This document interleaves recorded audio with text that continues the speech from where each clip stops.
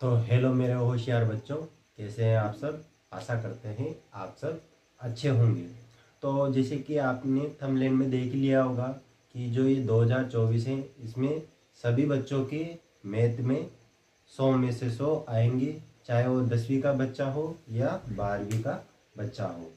ठीक है, तो कैसे आएंगे कैसे नहीं आएंगे अपन इस वीडियो में जानेंगे। उससे पहले आप वीडियो को लाइक कर दें और अपने चैनल को सब्सक्राइब कर दें, क्योंकि आपके एक सब्सक्राइब करने से मुझे मोटिवेशन मिलता है। आपके लिए ऐसी बेहतरीन वीडियो बनाने में मुझे मोटिवेशन मिलेगा। तो इस वीडियो को आप जितना शेयर कर सकते हो उतना शेयर करो। और इस वीडियो में अपन जानेंगे कि जो मैथ में 100 में से 100 कैसे आएंगे कैसे नहीं आएंगे, उसके लिए अपन को क्या करना पड़ेगा क्या नहीं करना पड़ेगा। मैं अपना पर्सनल एक्सपीरियंस आपको बताऊंगा। मेरे खुद के मैथ में 100 में से 100 आए हुए हैं 10th क्लास में। ठीक है, जो कि नहीं आते, जो कि मेरे नहीं आते। पर क्या था कि लास्ट मोमेंट में वो होती ना कि मेरी आंखें खुल गई, इस वजह से मेरे 100 में 100 आ गए, वरना मेरे 100 में 100 नहीं आते। मैंने क्या क्या गलतियाँ की, आपको क्या क्या गलतियाँ नहीं करनी, तो मैं अपना पर्सनल एक्सपीरियंस आपके साथ शेयर करूँगा। तो अपनी वीडियो के साथ जुड़े रहे। तो सबसे पहले अपन बात करते हैं कि जो स्टूडेंट होते हैं ये अपने दो टाइप के होते हैं। स्टूडेंट अपने दो टाइप के होते हैं। फर्स्ट, पहले वो होते हैं जो एक क्लास को 3 बार पढ़ते हैं।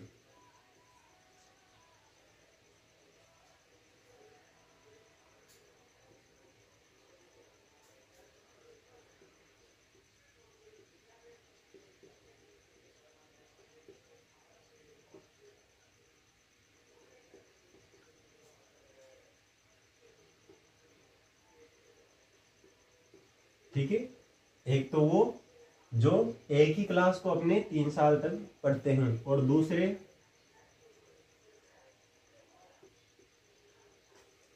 जो एक चैप्टर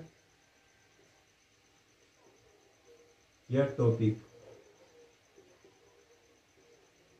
को 3 बार पढ़ते हैं।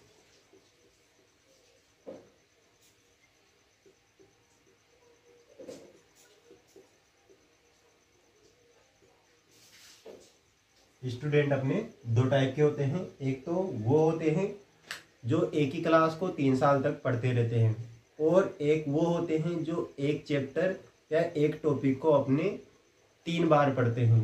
तो इन दोनों में डिफरेंस क्या है। ये जो बच्चे होते हैं ये अपने 3 चीजों में लगे हुए होते हैं। कौन कौन से? या तो ये फोन में घुसे रहेंगे,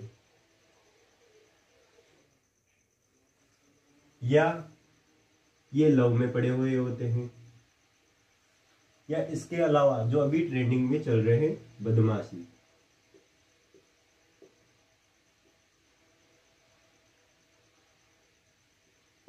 या ये बदमाशी में चले जाते हैं। तो ये जो पहले टाइप के स्टूडेंट होते हैं ये या तो फोन में घुसे रहेंगे, या अपने लव में पड़े रहेंगे, या बदमाशी में पड़े रहेंगे। इस वजह से ये एक ही क्लास को 3 साल तक पढ़ते हैं। अगर क्लियर हो गई, लास्ट साल में क्लियर हो गई तो अच्छी है, नहीं हुई तो वही काम धंधे करेंगे, वही बदमाशी करेंगे, वही लव करेंगे, वही फोन चलाएंगे। ठीक है, बहुत सारे बच्चे इनमें से ऐसे भी हैं, 100 में से 2-3 बच्चे ऐसे भी हैं जो जिनको कुछ ही नहीं आता, जिनको प्लस गुणा भाग कुछ नहीं आता, फिर भी वो कोशिश कर रहे हैं, दिल से कोशिश कर रहे हैं। और कुछ ऐसे हैं जिनको सब कुछ आता है फिर भी वो कोशिश नहीं कर रहे, फिर भी वो फोन में लगे हुए हैं, या लव में लगे हुए हैं, या बदमाशी में लगे हुए हैं। इस वजह से उनके 100 में से 100 नहीं आ रहे।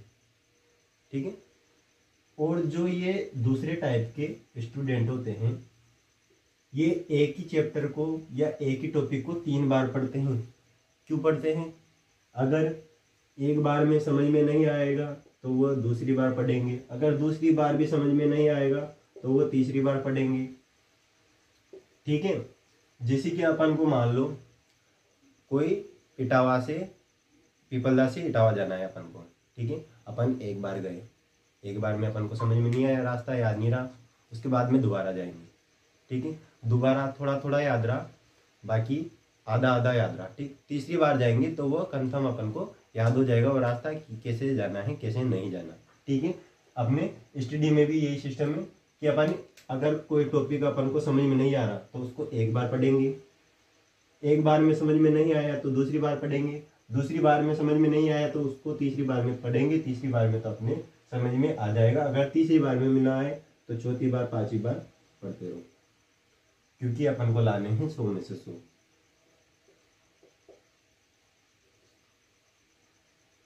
पढ़ना पड़ेगा, मेहनत करनी पड़ेगी।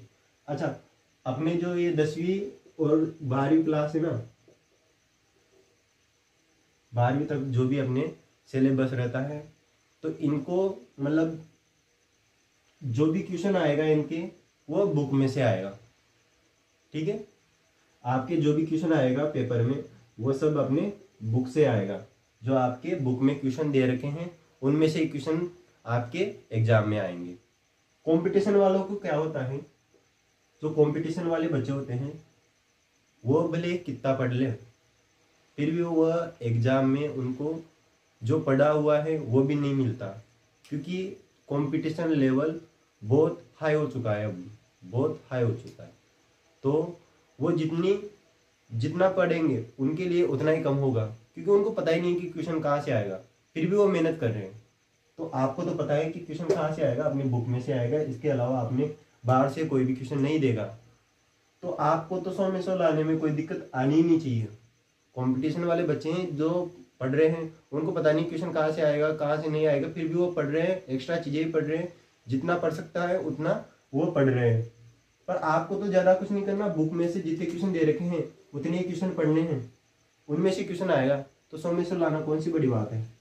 अगर ऐसा कंपटीशन में होता तो अब तक तो जाने कितने अपने गवर्नमेंट जॉब लग जाते, लग भी रहे हैं, जिनकी सच्चे दिल से मेहनत है वो लग भी रहे हैं।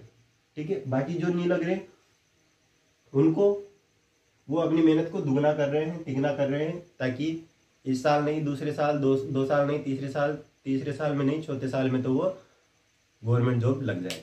सब मेहनत कर रहे हैं, आपको भी मेहनत करनी है अगर 100 में 100 लाने हैं। बाकी की बातें अपन आगे करेंगे। अच्छा, अपना ये सब चल रहा है, उसके साथ ही अपन एक 10th का टॉपिक है चैप्टर 6। ठीक है, 10th का चैप्टर 6 अपन उठाएंगे त्रिभुज। ठीक है, बातें भी होती रहेगी अपने, और जो 10वीं क्लास का ये चैप्टर 6 है इसको भी अपन साथ में क्लियर कर देंगे, ताकि आपको यूं नहीं लगे कि सर के पास सिर्फ बातें हैं। सर के पास टैलेंट भी है, इस वजह से सर के 100 में 100 आए हैं, वरना सर के 100 में 100 नहीं आते हैं। ठीक है, तो इस चैप्टर को भी अपन साथ में लेके चलेंगे और बीच बीच में बातें भी करते रहेंगे अपन। तो करते हैं इस टॉपिक को स्टार्ट। ठीक है, अपन बेसिक से सारी चीजें पढ़ेंगे जो ये चैप्टर है। तो सबसे नीचे से अपन इसको उठाएंगे, जो जो अपने सिलेबस में नहीं है उसको भी पढ़ेंगे, ताकि आपको समझने में कोई भी दिक्कत ना आए। ठीक है, इस वजह से अपन चैप्टर के साथ बातें भी कर लेंगे, ताकि आपको अच्छे से मोटिवेशन मिले। और इस साल आप 2024 में जो भी अपने स्टूडेंट 10th और 12th में हैं, वो अपने मैथ में अपना और मेरा नाम रोशन करें 100 में 100 लाके। ठीक है, तो करते हैं वीडियो को स्टार्ट। ठीक है, तो सबसे पहले तो अपन इसके बारे में डिस्कस करते हैं। तो सबसे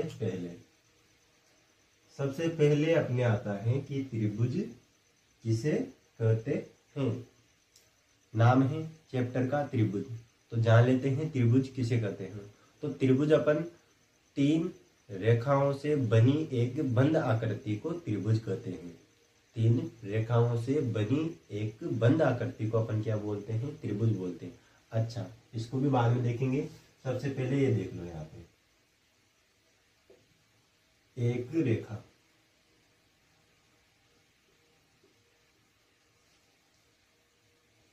जैसे कि ये अपनी कोई रेखा है ए बी, ठीक है, एक ही रेखा है, इसका नाम दे दिया अपन ने ए बी। इसको अपन बोलेंगे सरल रेखा, सरल रेखा, ठीक है। जो एक रेखा है, सीधी लाइन है, उसको अपन सरल रेखा बोलते हैं। जो सीधी लाइन है उसको अपन सरल रेखा बोलते हैं। दूसरी दो रेखा को देखते हैं अपन, दो रेखाएं। अब दो रेखाएं हैं, या तो वो समांतर हो सकती हैं या वो प्रतिच्छेदी हो सकती हैं, ठीक है। या तो वो क्या होंगी, समांतर, या क्या होगी, प्रतिच्छेदी।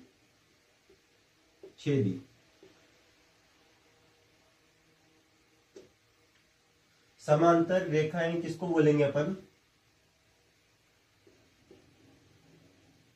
समांतर रेखाएं किसको बोलेंगे अपन, वह रेखाएं जो एक दूसरे को कभी भी ना काटे।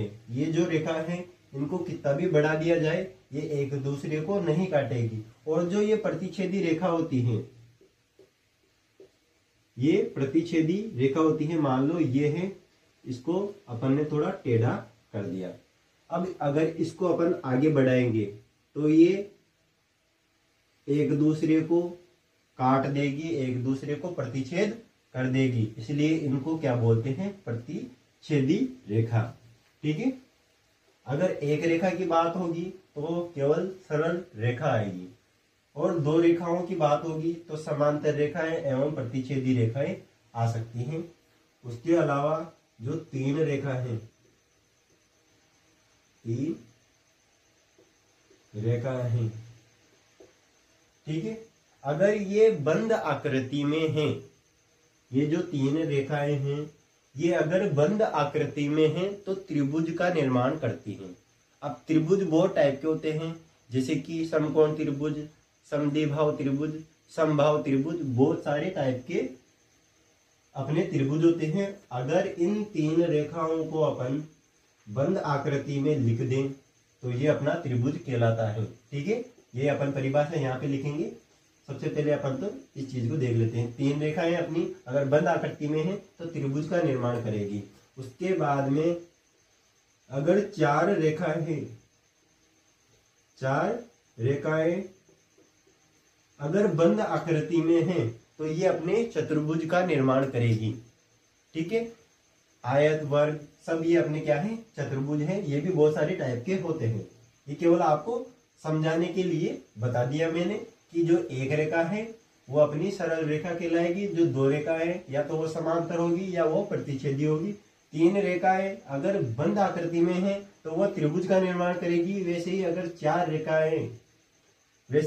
चार रेखाएं बंद आकृति में हैं तो वह चतुर्भुज का निर्माण करेगी। आ गई ये बात समझ में। तो त्रिभुज की परिभाषा अपन क्या लिख देंगे,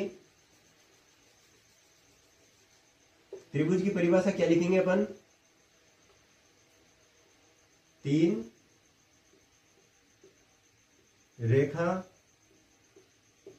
खंडों से बनी एक बंद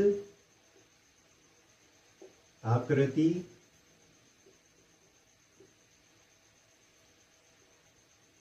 को त्रिभुज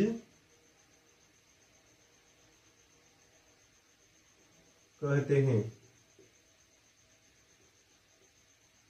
त्रिभुज कहते हैं, ठीक है। अब ये कोई तीन रेखाएं हो गई, बंद आकृति में है, ठीक है। एक, दो, तीन, ये तीन रेखाएं हैं, ये बंद आकृति में हैं, तो ये अपने ये अपने त्रिभुज का निर्माण कर रही हैं। अगर तीन रेखाएं बंद आकृति में हैं तो वह त्रिभुज का निर्माण करेगी। अगर चार रेखाएं बंद आकृति में हैं तो वह चतुर्भुज का निर्माण करेगी। इसका नाम दे देते हैं अपन ए बी और सी। ठीक है, इसके बाद में जो त्रिभुज होता है इसके तीन ही क्या होते हैं, शीर्ष। तीन ही क्या होते हैं, शीर्ष होते हैं। तीन ही क्या होते हैं, कोण होते हैं। तीन ही क्या होती हैं, भुजाएं होती हैं। ठीक है, तो ये भी लिख लो आप। तीन शीर्ष कौन कौन से होते हैं, ए बी सी। उसके बाद में तीन कोण,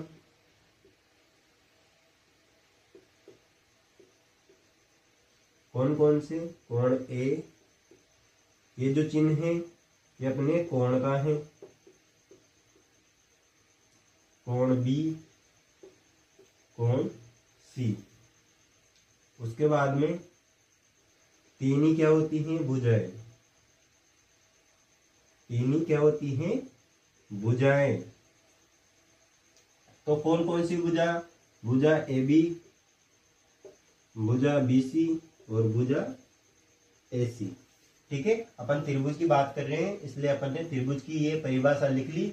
और इसके तीन शीर्ष होते हैं, तीन कोण होते हैं और तीन ही भुजा होती हैं, ये भी अपन ने लिख लिया। ये केवल आपको समझाने के लिए बताया था। ठीक है, तो इसको मत लिखना, चाहो तो लिख सकते हो और अगर आपका मन नहीं है तो मत लिखो। अगर समझ गए अच्छी बात है। ठीक है, तो त्रिभुज है, तीन रेखाखंडों से बनी एक बंद आकृति को अपन त्रिभुज कहते हैं। इसके तीन शीर्ष होते हैं, तीन ही कोण होते हैं और तीन ही क्या होती हैं, भुजाएं होती हैं।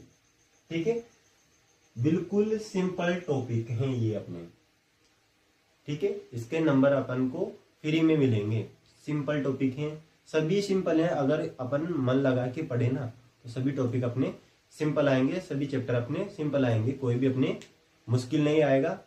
बस ध्यान से हर चीज को देखना है। अगर कोई चीज समझ में ना आए तो नीचे कमेंट में कमेंट कर देना है, पूछ लेना है हैंड टू हैंड। मैं आपका हर कमेंट पढ़ता हूँ तो आपको उसका सॉल्यूशन मिल जाएगा। जो आपकी प्रॉब्लम है उसका सॉल्यूशन आपको मिल जाएगा। ठीक है, तो पूछने में कोई शर्म नहीं है। ऐसा मत सोचना कि अपन कमेंट करेंगे तो कोई देख रहा है कि अपन को ये छोटी सी चीज समझ में नहीं आई। अगर ये छोटी सी चीज आपको समझ में नहीं आए तो फिर ये पूरा चैप्टर भी आपको समझ में नहीं आएगा। जैसे कि मान लो त्रिभुज की परिभाषा अपन को याद नहीं है तो समबाहु त्रिभुज, समद्विबाहु त्रिभुज, समकोण त्रिभुज, इन सारों को पढ़ने से क्या मतलब आ रहा है। अगर अपन को त्रिभुज की डेफिनेशन याद नहीं है तो ये सारी चीजें हैं त्रिभुज की, ये भी अपन को समझ में नहीं आएगी। तो अपन को एक भी पॉइंट छोड़ना नहीं है, भले छोटे से छोटा कोई पॉइंट हो उसको अपन को छोड़ना नहीं है। अगर अपन को 100 में 100 लाने हैं तो सबसे फर्स्ट लाइन तो अपन को शर्म नहीं करनी है। अगर 100 में 100 लाने हैं तो पूछने में काहे की शर्म है, आप पूछ लो। शर्म मेरे को ये समझ में नहीं आ रहा, मैं आपको बता दूंगा बस। ठीक है, तो देखो ये अपन ने लिख लिया, इसको आप भी अपने नोट्स में अच्छी तरीके से लिख लो। हाँ, और नोट्स साथ में बनाते हुए चलना। ठीक है, त्रिभुज के बारे में अपन ने देख लिया। उसके बाद में अपन देखते हैं अगला टॉपिक डाल दो अपने, समरूप आकृतियां। समरूप आकृतियां,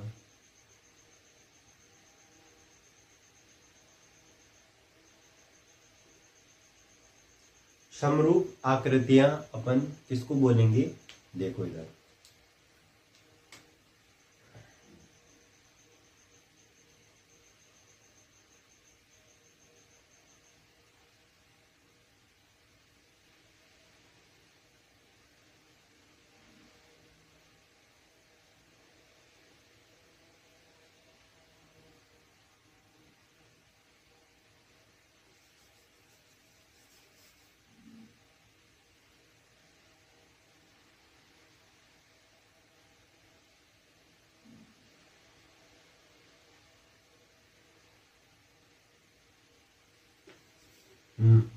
तो देखो इधर, ऐसी आकृतियां जो दिखने में समान हो परंतु अगर अपन इनको मापे तो मापने में समान ना हो, वो अपनी समरूप आकृतियां कहलाती हैं। देखो इधर, ये दोनों क्या हैं, वृत्त हैं।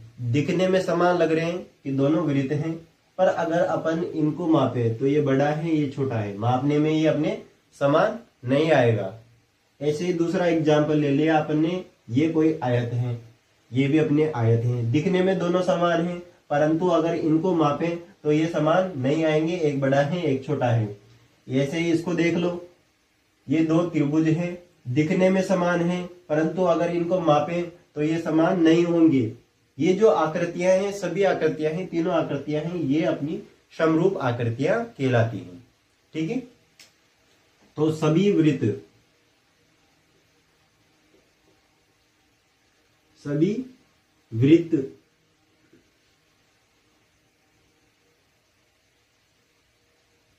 सभी वृत्त क्या कहलाते हैं, समरूप आकृतियां कहलाते हैं।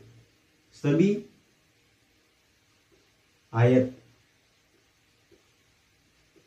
आयत भी अपनी क्या कहलाएंगे, समरूप आकृतियां। सभी त्रिभुज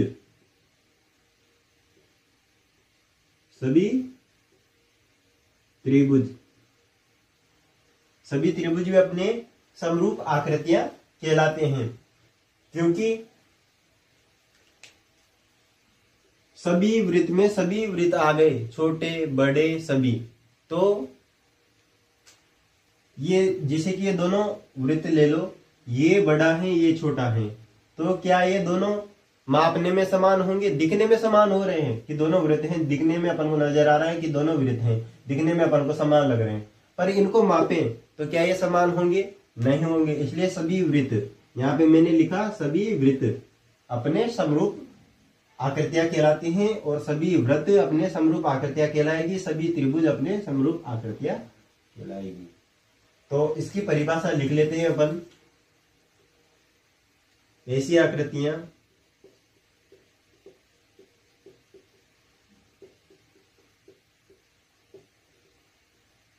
जो दिखने में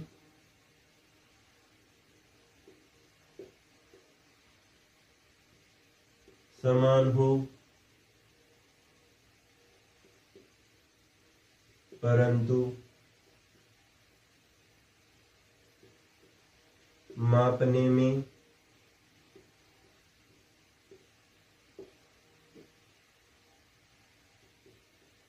समान हो आवश्यक नहीं है।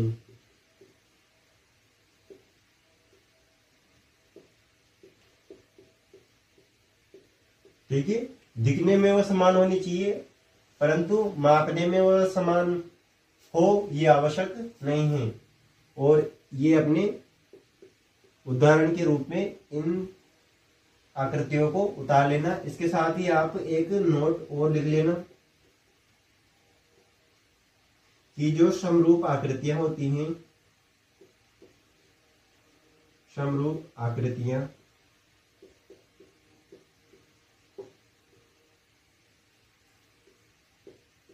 देखने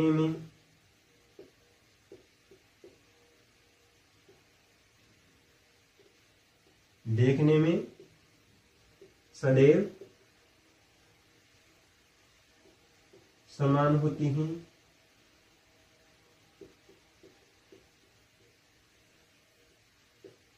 किंतु मापने में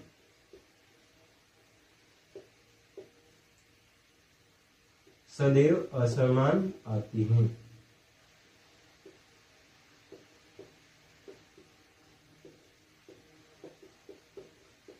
समझ गए बात को? ऐसी आकृतियां जो दिखने में समान हो, परंतु अगर इनको मापे तो वह समान नहीं आए, उन आकृतियों को अपन बोलते हैं समरूप आकृतियां। आगे ये बात समझ में? तो इसको और एग्जाम्पल को और इस नोट को, तीनों को आप अच्छी तरीके से लिख लेना। ठीक है, इसको आप अच्छी तरीके से लिख लो। उसके बाद में अपन चलेंगे समरूपता की ओर। अगला टॉपिक है अपना समरूपता। ठीक है, समरूप किसे कहते हैं? अपन ने देख लिया समरूप आकृतियां किसको कहते हैं, अपन ने ये देख लिया। अब समरूपता को देखते हैं कि समरूपता क्या है।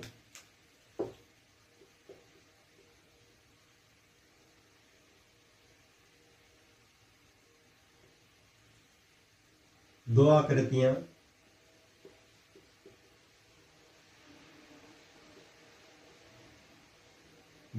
आकृतियां परस्पर समरूप होती हैं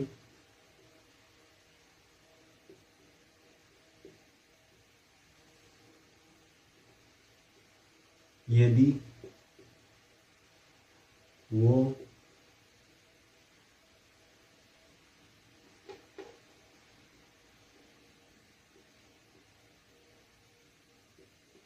दिखने में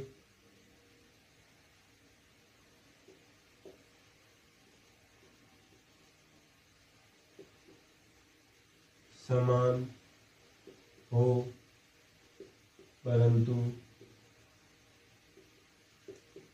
मापने में असमान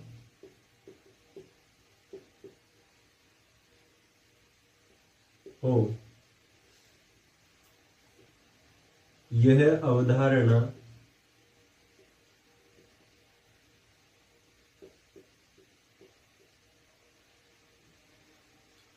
समरूपता कहलाती है।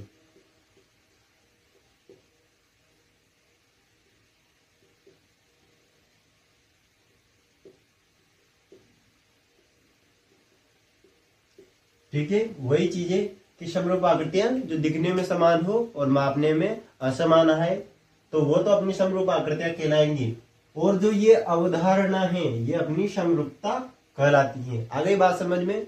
समरूप आकृतियां और समरूपता दोनों एक ही हैं कि ऐसी आकृतियां जो दिखने में समान हो और मापने में असमान हो, तो ये तो अपनी समरूप आकृतियां कहलाएगी, और जो ये अवधारणा रहेगी ये अपनी समरूपता कहलाती है। ठीक है, सिंपल है, कोई भी इतना डिफिकल्ट नहीं है। उसके बाद में है अपने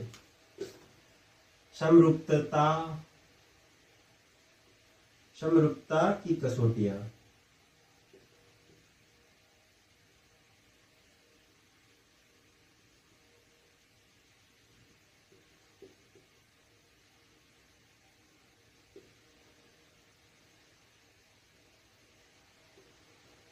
इसकी दो कसौटियां होती हैं। कौन कौन सी?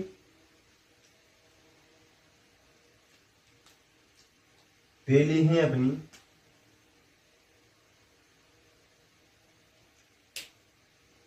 अच्छा, पहले यहां पे एक लाइन लिख लो।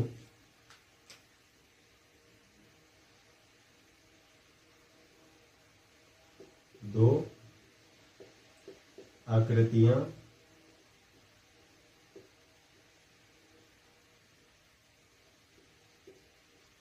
समरूप होती हैं यदि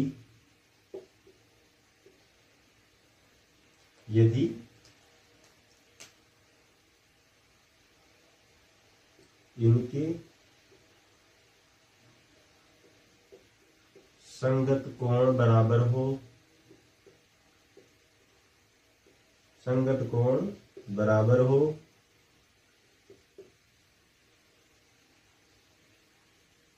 और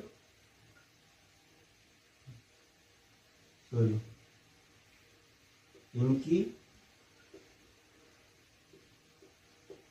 संगत भुजाएं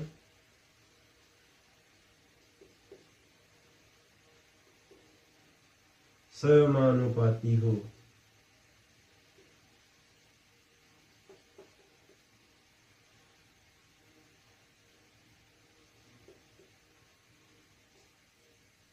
अब देखो समरूपता किसे कहते हैं अपन कि दो आकृतियां जो दिखने में समान हो परंतु मापने में असमान आए वो अपनी समरूप कहलाती हैं। और इसके अलावा जो ये अवधारणा है ये अपनी समरूपता कहलाएगी। समरूपता की अपनी दो कसौटियां हैं। दो आकृतियां समरूप होती हैं यदि इनके संगत कोण बराबर हो। दो आकृतियां जैसे कि मान लो ये दो त्रिभुज हैं, ठीक है, इसका नाम है ABC, इसका नाम है PQR। ठीक है, तो इनके संगत कोण क्या होने चाहिए, बराबर होने चाहिए, और इनकी संगत भुजाएं समानुपाती होनी चाहिए। समानुपाती का मतलब देखो इधर,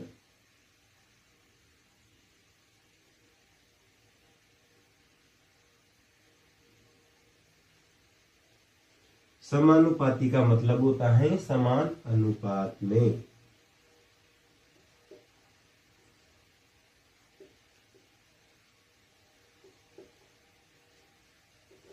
समानुपाती का मतलब क्या होता है, समान अनुपात में। जैसे कि ये भुजा है AB और इसकी समानुपाती भुजा है PQ। तो ये वाली भुजा है, इसकी संगत वाली भुजा के समानुपाती होनी चाहिए, और ये जो दूसरी भुजा है BC, ये इसके समानुपाती संगत भुजा QR के समानुपाती होनी चाहिए, और जो ये तीसरी भुजा है AC, ये इसकी संगत भुजा PR के समानुपाती होनी चाहिए। मतलब ये इनका अनुपात हमेशा समान होना चाहिए। ठीक है, आगे बात समझ में, तो इसको भी आप अच्छी तरीके से उतार लो। अपन पहले बेसिक चीजें पढ़ते हैं। ठीक है, ये जो चीजें हैं ये अपनी बेसिक चीजें हैं। बहुत सारे टीचर इन बेसिक चीजों को नहीं बताते, डायरेक्ट क्वेश्चन पर आ जाते हैं, तो बच्चों को समझ में नहीं आते। ठीक है, तो अपन सबसे पहले तो बेसिक चीजें, जितनी बेसिक चीजें हैं इस चैप्टर से रिलेटेड है, जितनी बेसिक चीजें इस चैप्टर से रिलेटेड है, उन सभी बेसिक चीजों को अपन अच्छी तरीके से समझेंगे। ठीक है, उन सभी चीजों को अपन अच्छी तरीके से समझेंगे, उसके बाद में अपन चैप्टर को स्टार्ट करते हैं। इससे क्या होगा कि बच्चे कंफ्यूज नहीं होंगे। अभी जैसे कि मान लो डायरेक्ट अपन क्वेश्चन पे आ जाते हैं और आपको बता देता कि जैसे कि अपने 6.1 में एक क्वेश्चन है, उसमें दे रखा है सभी वृत्त, उसके बाद में यहाँ पे रिक्त स्थान है होते हैं, और कोष्टक में दे रखा है सर्वांशम और समरूप। ठीक है, सर्वांशम और समरूप। अब अगर मैं आपको समरूप आकृतियां नहीं समझाता तो आप इस क्वेश्चन को कैसे करते हैं बताओ मुझे। मैंने बताया था कि सभी वृत्त अपने क्या होते हैं, समरूप होते हैं। क्यों होते हैं, क्योंकि सभी वृत्त में सभी वृत्त आ गए, छोटे बड़े मोटे। ठीक है, सभी वृत्त आ गए, तो ये दिखने में तो समान होते हैं पर मापने में सभी वृत्त समान नहीं होते, तो ये अपने समरूप आकृतियां कहलाती हैं। अच्छा, सर्वांशम, सर्वांशम किसको बोलते हैं अपन, वो आकृतियां जो दिखने में भी समान हो और मापने में भी क्या हो, समान हो, वो आकृतियां अपनी सर्वांशम आकृतियां कहलाती हैं। ठीक है, इसकी भी अभी परिभाषा लिख लेंगे, पहले इसको देख लो आप अच्छी तरीके से, उसके बाद में सर्वांशम की भी परिभाषा लिख लेंगे अपन, इसको भी अपन अच्छी तरीके से समझ लेंगे। ठीक है, और इसकी जो है कसौटियां भी अपन लिख लेंगे। ठीक है, आगे बात समझ में, समरूपता समझ में आ गई और इसकी कसौटियां समझ में आ गई, तो इनको आप अच्छी तरीके से लिख लो। ठीक है, जो अपन ने कसौटियां पढ़ी कि इनके संगत कोण बराबर होने चाहिए और इनकी संगत भुजाएं समानुपाती होनी चाहिए, इस बात को समझने के लिए अपन 3-4 एग्जाम्पल लेंगे। ठीक है, तो पहला अपना उदाहरण है कि निम्न आकृतियों के लिए समरूपता की जांच कीजिए। ठीक है, ये अपनी 2 कसौटियां हैं। अगर इनके संगत कोण बराबर होंगे, अगर इनकी भुजाएं समानुपाती होगी, ठीक है, तो ये अपनी दोनों आकृतियां समरूप आकृतियां कहलाएगी। तो ये सारी चीजें बहुत ही छोटी छोटी हैं। ठीक है, तो जब मैं 10वीं क्लास में था, जब मैं 10th में था, तब हमारे साथ एक स्टूडेंट था, मेरा दोस्त था, जिसको गुणा भाग कुछ भी नहीं आता था, कुछ भी, मतलब वो बोल सकते हैं अपन उसको बैक बेंचर। ठीक है, वो इसको कुछ भी नहीं आता था, ऐसे वो आ जाता था और ऐसे पढ़ के चला जाता था, उसको कुछ भी समझ में नहीं आता था, क्योंकि उसको जोड़घटा वगैरह कुछ ही नहीं आता था। वो जो मैं बात कर रहा था ना कि 2 टाइप के स्टूडेंट होते हैं, एक वो जो 3 साल तक एक ही क्लास को पढ़ता है, वो पहले टाइप के में से आता है।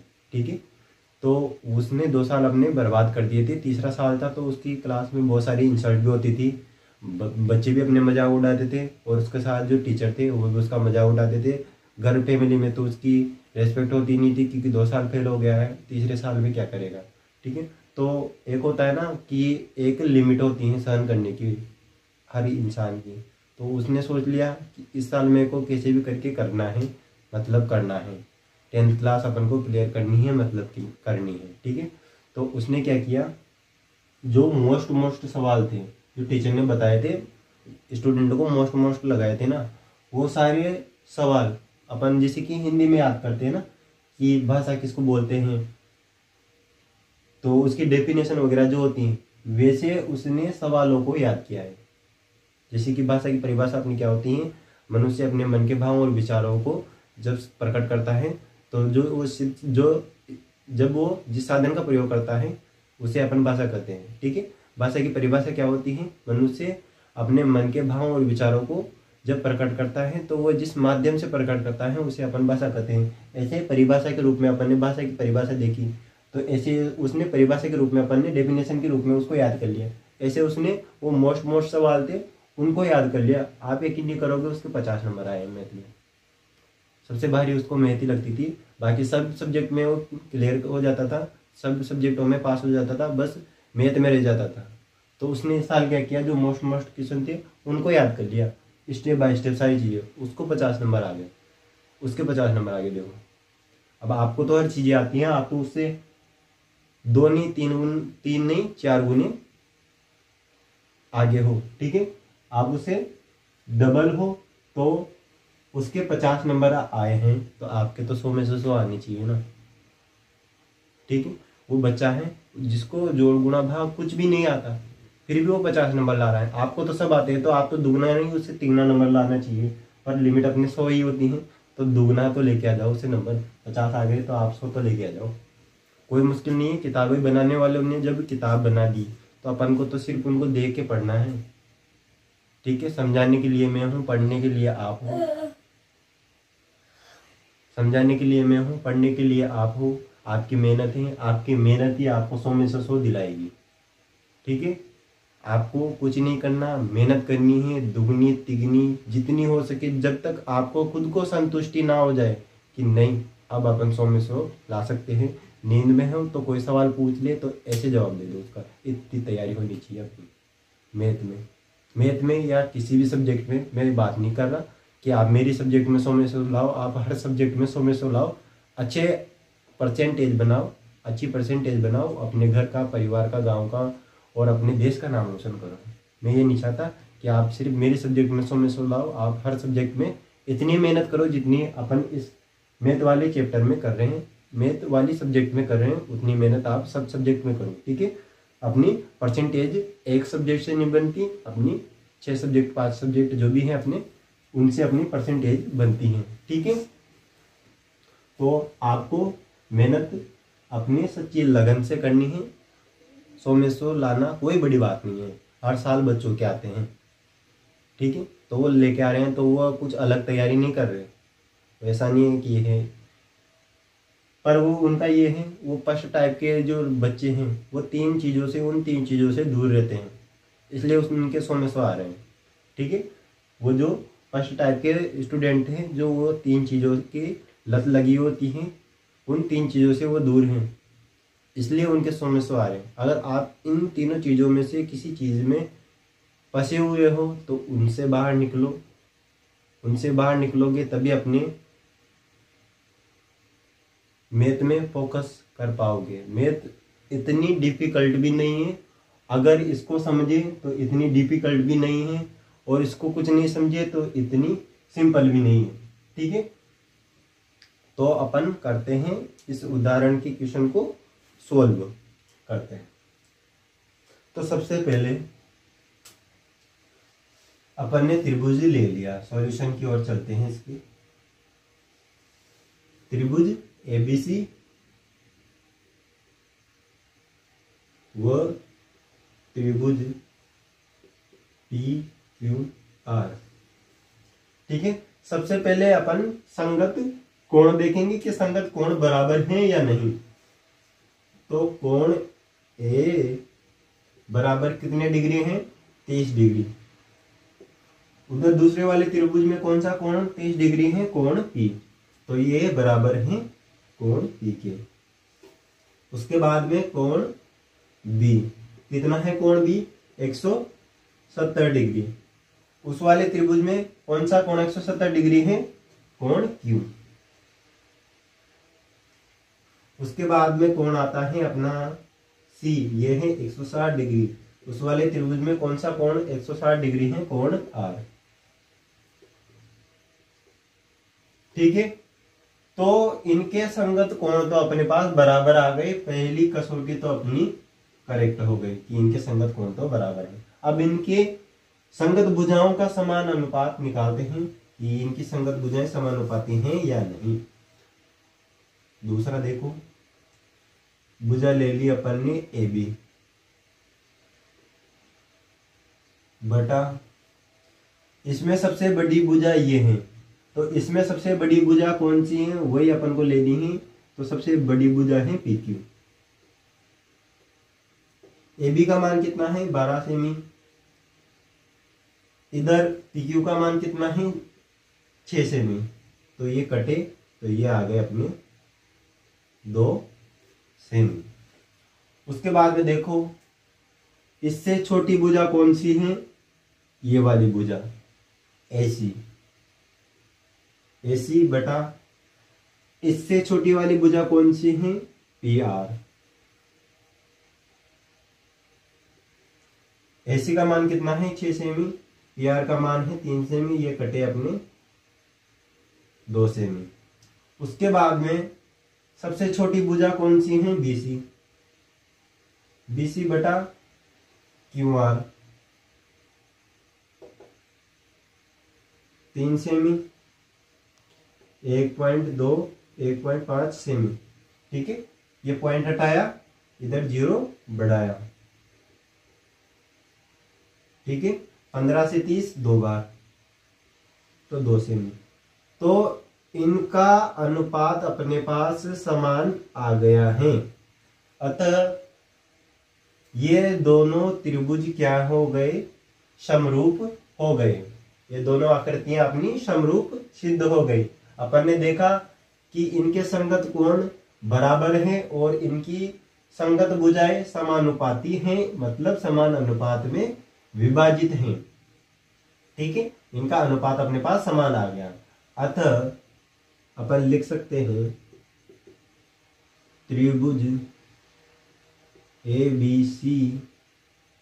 अच्छा, समरूप का चिन्ह क्या होगा? समरूपता का चिन्ह होगा ये जो लेटा हुआ ऐसे, ये अपना समरूपता का चिन्ह हो जाएगा। उसके बाद में त्रिभुज पी क्यू आर। अच्छा, इनको समरूप लिखते समय अपन को इनकी संगतता का भी ध्यान रखना चाहिए कि संगतता इनकी टूटी तो नहीं है ना। तो देखते हैं इनकी संगतता कैसे चेक करते हैं अपन। सबसे पहले ए वाला कोण है।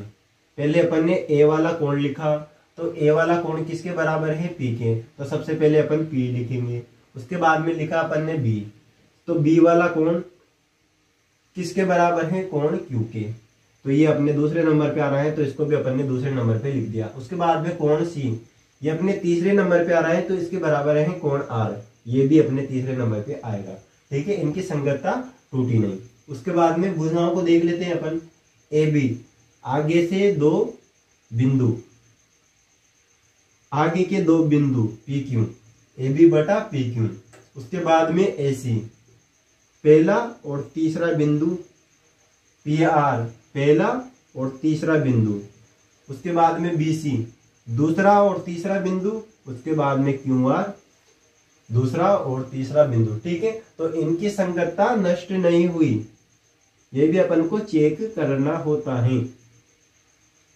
ठीक है, कर लिया चेक, सब सही है। तो यहां तक आप अच्छी तरीके से लिख लो।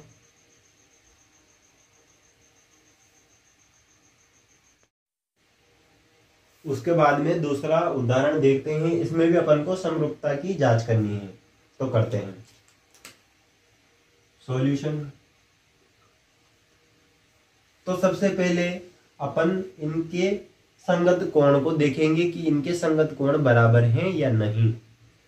तो कोण ए बराबर अपने 30 डिग्री है, ये अपने किसके बराबर है, कोण पी के। उसके बाद में कोण बी बराबर है 170 डिग्री का, जो बराबर है कोण क्यू के।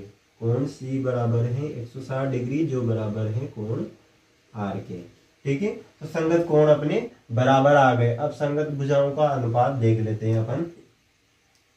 तो सबसे बड़ी भुजा कौन सी है इसमें, ये वाली AC बटा इसमें सबसे बड़ी भुजा है PR। AC का मान है 2.5, इधर PR का मान है 2। ये इधर से पॉइंट हटाया, इधर 0 बढ़ाया।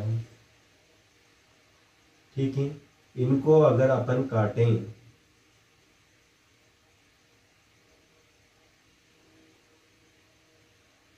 तो ये अपने 5/4 आ गया।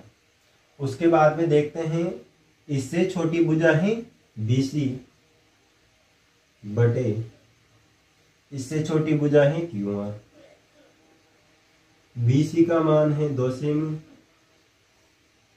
घटा दो यहाँ पे भी। उसके बाद में QR का मान है 1.5, इधर पॉइंट हटाया, इधर 0 बढ़ाया। ठीक है, इसको काटें तो ये कटा अपने 4/3 बार। ठीक है, तो इनका अनुपात अपने बराबर नहीं आ रहा। तीसरे को अपन चेक नहीं करेंगे, यहाँ पे अपन ने देख लिया कि इनका अनुपात समान नहीं आ रहा। अतः अपन लिख सकते हैं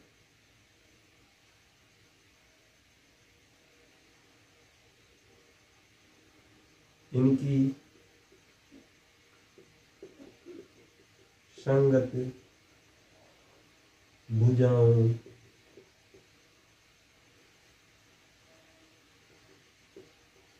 का अनुपात, या ऐसे लिख लो, इनकी संगत भुजाएं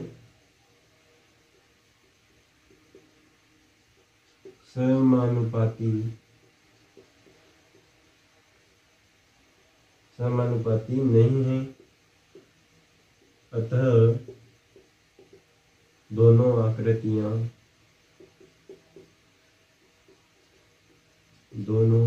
आकृतियां समरूप नहीं हैं।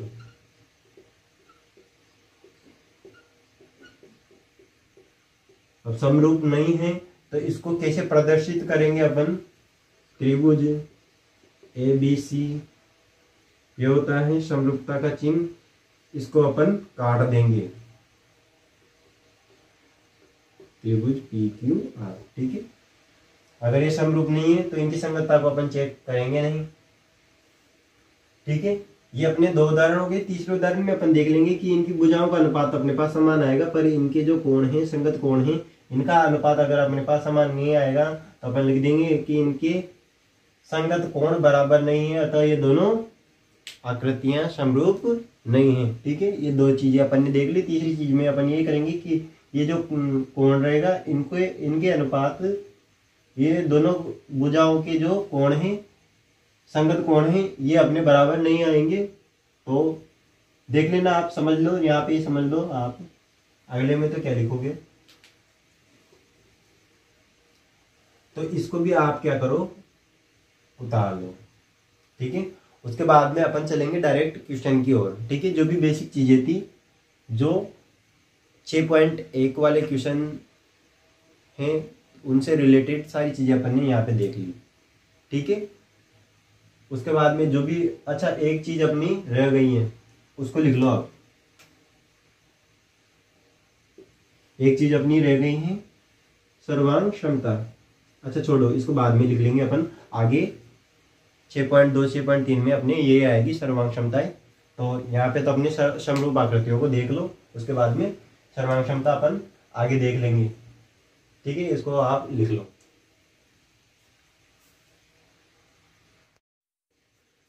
तो प्रश्नावली 6.1 का अपने पहला क्वेश्चन आपके सामने प्रस्तुत हैं। तो देखते हैं।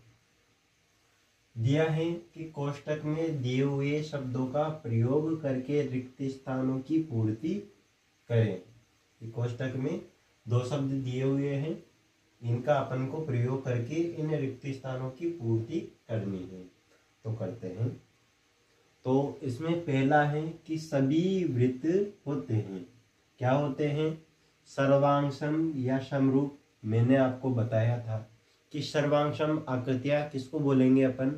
वह आकृतियां जो दिखने में भी समान हो और मापने में भी समान हो, वह सर्वांशम आकृतियां कहलाती हैं। और समरूप आकृतियां किसको बोलते हैं अपन? वह आकृतियां जो दिखने में समान हो परंतु मापने में असमान हो, वह आकृतियां अपनी समरूप आकृतियां कहलाते हैं। तो यहाँ पे बात कर रहा है ये सभी वृत्त, सभी वृत्त होते हैं। सभी वृत्त में सभी वृत्त आ गए, छोटे बड़े, ठीक है। तो छोटे बड़े अगर ये दिखने में तो समान होंगे पर इनको मापेंगे तो एक बड़ा है एक छोटा है, ठीक है। तो सभी वृत्त अपने सर्वांशम नहीं होंगे, क्या होंगे? समरूप होंगे। क्या होंगे? समरूप होंगे। ऐसे ही सभी वर्ग, छोटे वर्ग भी होते हैं, बड़े वर्ग भी होते हैं।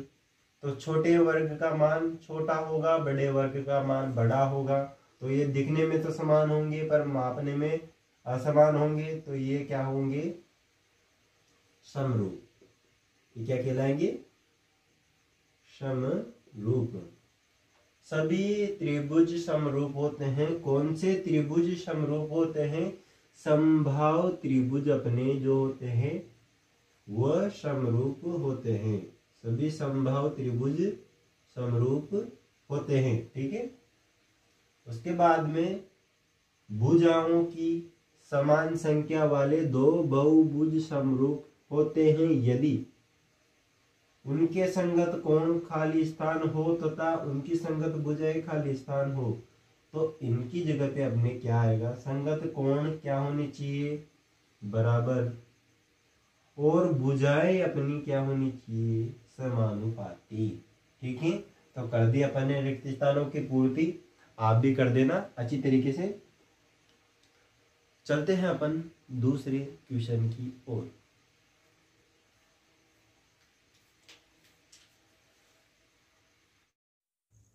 तो देखो दूसरा क्वेश्चन।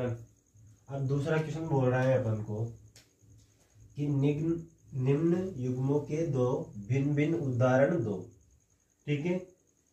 पहला अपन को देखना है कि समरूप आकृतियां, समरूप आकृतियां, इसके 2 भिन्न भिन्न उदाहरण अपन को देने हैं, ठीक है।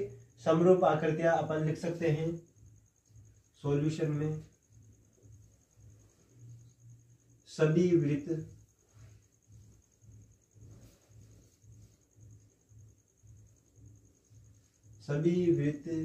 सभी वर्ग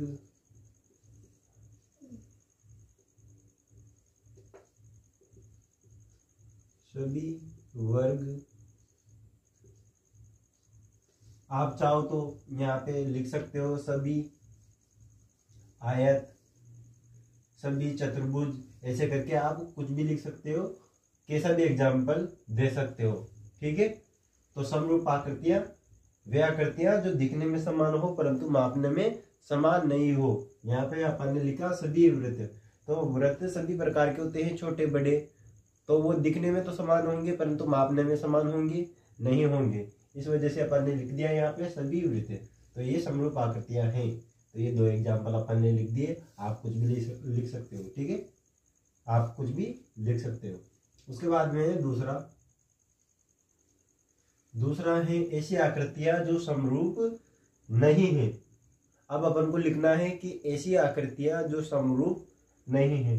तो देखो इधर पहली अपन लिख देंगे आयत और त्रिभुज। अब देखो ये रहा आयत और ये रहा त्रिभुज, ठीक है। ऐसी आकृतियां जो दिखने में समान हो परंतु मापने में समान ना हो वह समरूप आकृतियां कहलाती है। क्या ये दिखने में समान है? नहीं। तो ये समरूप आकृतियां होगी? नहीं। तो अपन को यही तो दर्शाना है कि ऐसी आकृतियां जो समरूप नहीं है। तो अपन ने लिख दिया आयत और त्रिभुज। दूसरा अपन लिख देंगे वृत्त और वर्ग। आप कुछ भी एग्जाम्पल दे सकते हो अपनी इच्छा से, ठीक है, अपनी इच्छा से आप कुछ भी एग्जाम्पल दे सकते हो। अपन ने ये दे दिए, ठीक है। तो इनको उतार लो। फिर इस प्रश्नावली का 6.1 का अपना एक लास्ट क्वेश्चन और बचा है तीसरा, उसको भी करेंगे। पहले इनको उतार लो आप।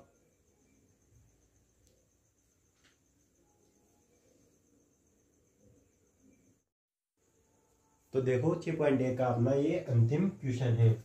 जो देखो, बताइए कि निम्न चतुर्भुज समरूप हैं या नहीं। अपन को इसकी जांच करनी है कि जो दोनों चतुर्भुज हैं ये समरूप हैं या नहीं। तो कैसे जांच करेंगे अपन?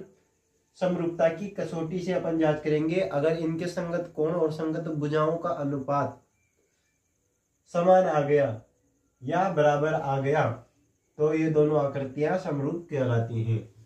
तो सबसे पहले चलो सॉल्यूशन की तरफ। तो चतुर्भुज PQRS व चतुर्भुज ABCD में देखो, तो कोण A बराबर कोण B बराबर कोण C बराबर कोण D बराबर 90 डिग्री। सभी कोण कितने डिग्री के हैं? 90 डिग्री के। इस वाले चतुर्भुज में सभी कोण कितने डिग्री के हैं? 90 डिग्री के। इसलिए A बराबर B बराबर C बराबर D बराबर 90 डिग्री, ठीक है। और उधर वाले में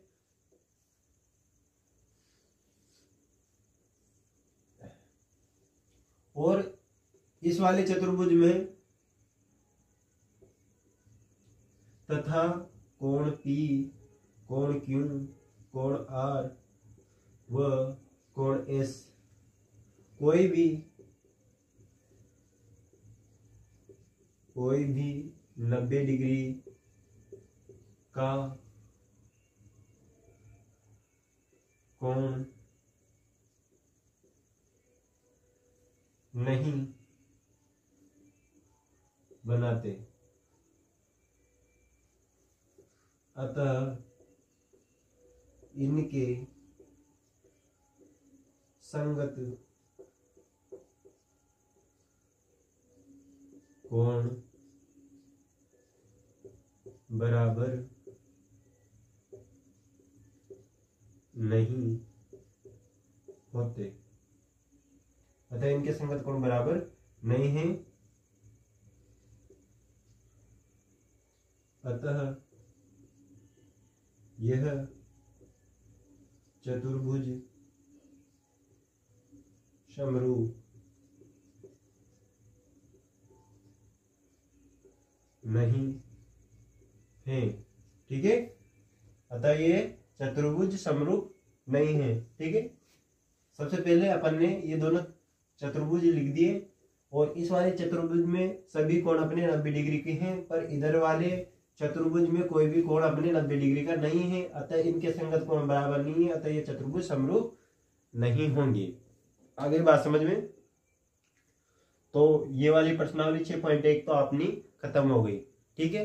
बेसिक चीजें देखी अपन ने इसकी कुछ, और उसके बाद में 6.1 प्रश्नावली अपन ने खत्म भी कर दी, ठीक है। 3 क्वेश्चन थे, सिंपल क्वेश्चन थे, अपन ने ये भी कर लिए, ठीक है। यहाँ से क्वेश्चन आएंगे तो अपने एक भी नंबर नहीं कटना चाहिए, क्योंकि सिंपल क्वेश्चन है। आगे जो क्वेश्चन भी पढ़ेंगे वो भी सिंपल ही आएंगे, अगर ध्यान से पढ़ो तो वो भी सभी सिंपल है, ठीक है। सभी क्वेश्चन अपने सिंपल आएंगे, सभी क्वेश्चन अपने सिंपल रहेंगे। मैथ में कोई ऐसी बड़ी बात नहीं है। अपन अगर अपनी बेसिक चीजें स्ट्रोंग हैं तो ये सवाल अपने लिए कुछ भी नहीं है। अगर अपनी बेसिक चीजें स्ट्रोंग हैं तो ये सवाल अपने लिए कुछ भी नहीं है, ठीक है। तो इनको आप उतार लेना। उससे पहले कुछ बच्चों के मन में होता है कि सर आपने बता दिया कि 100 में 100 लाने के लिए हमें मेहनत करनी होगी, पर आपने ये तो बताया नहीं कि कितनी मेहनत करनी होगी। तो जिन बच्चों के मन में ये डाउट आ रहा है कि सर कितनी मेहनत करनी होगी, उनको मैं एक एग्जाम्पल देके समझाता हूँ। जैसे कि आपने एक छोटा बच्चा देखा, उसको अगर कोई चीज़ चाहिए तो वो मम्मी पापा से मांगेगा। अगर मम्मी पापा ने मना कर दिया तो वो जिद करेगा, रोएगा, खाना पीना नहीं खाएगा। और वो जब तक रोएगा, जब तक खाना वगैरह नहीं खाएगा, जब तक उसको उसकी मनपसंद चीज़ ना मिल जाए, तब तक वो अपने मम्मी पापा से रूठा रहेगा, जब तक उसको अपनी मनपसंद चीज़ नहीं मिल जाए। तो उसको वो चीज़ चाहिए, ठीक है। वो जिस चीज़ के लिए रूठ रहा है उसको वो चीज़ चाहिए। तो उसको पता नहीं है कि मेरे को कितना रूठना पड़ेगा इस चीज़ को पाने के लिए। उसको नहीं पता होता कि मेरे को ये चीज़ कब मिलेगी, कितना मेरे को रूठना पड़ेगा, कितना मेरे को खाना छोड़ना पड़ेगा, तब जाके मेरे को ये चीज़ मम्मी पापा दिलाएंगे। तो सेम यहाँ पे है, 100 में 100 आपको लाने हैं। तो ये मत देखो कि कितनी मेहनत करनी होगी। आप ये देखो कि जब तक 100 में 100 नहीं आएंगे तब तक अपन मेहनत करते रहेंगे।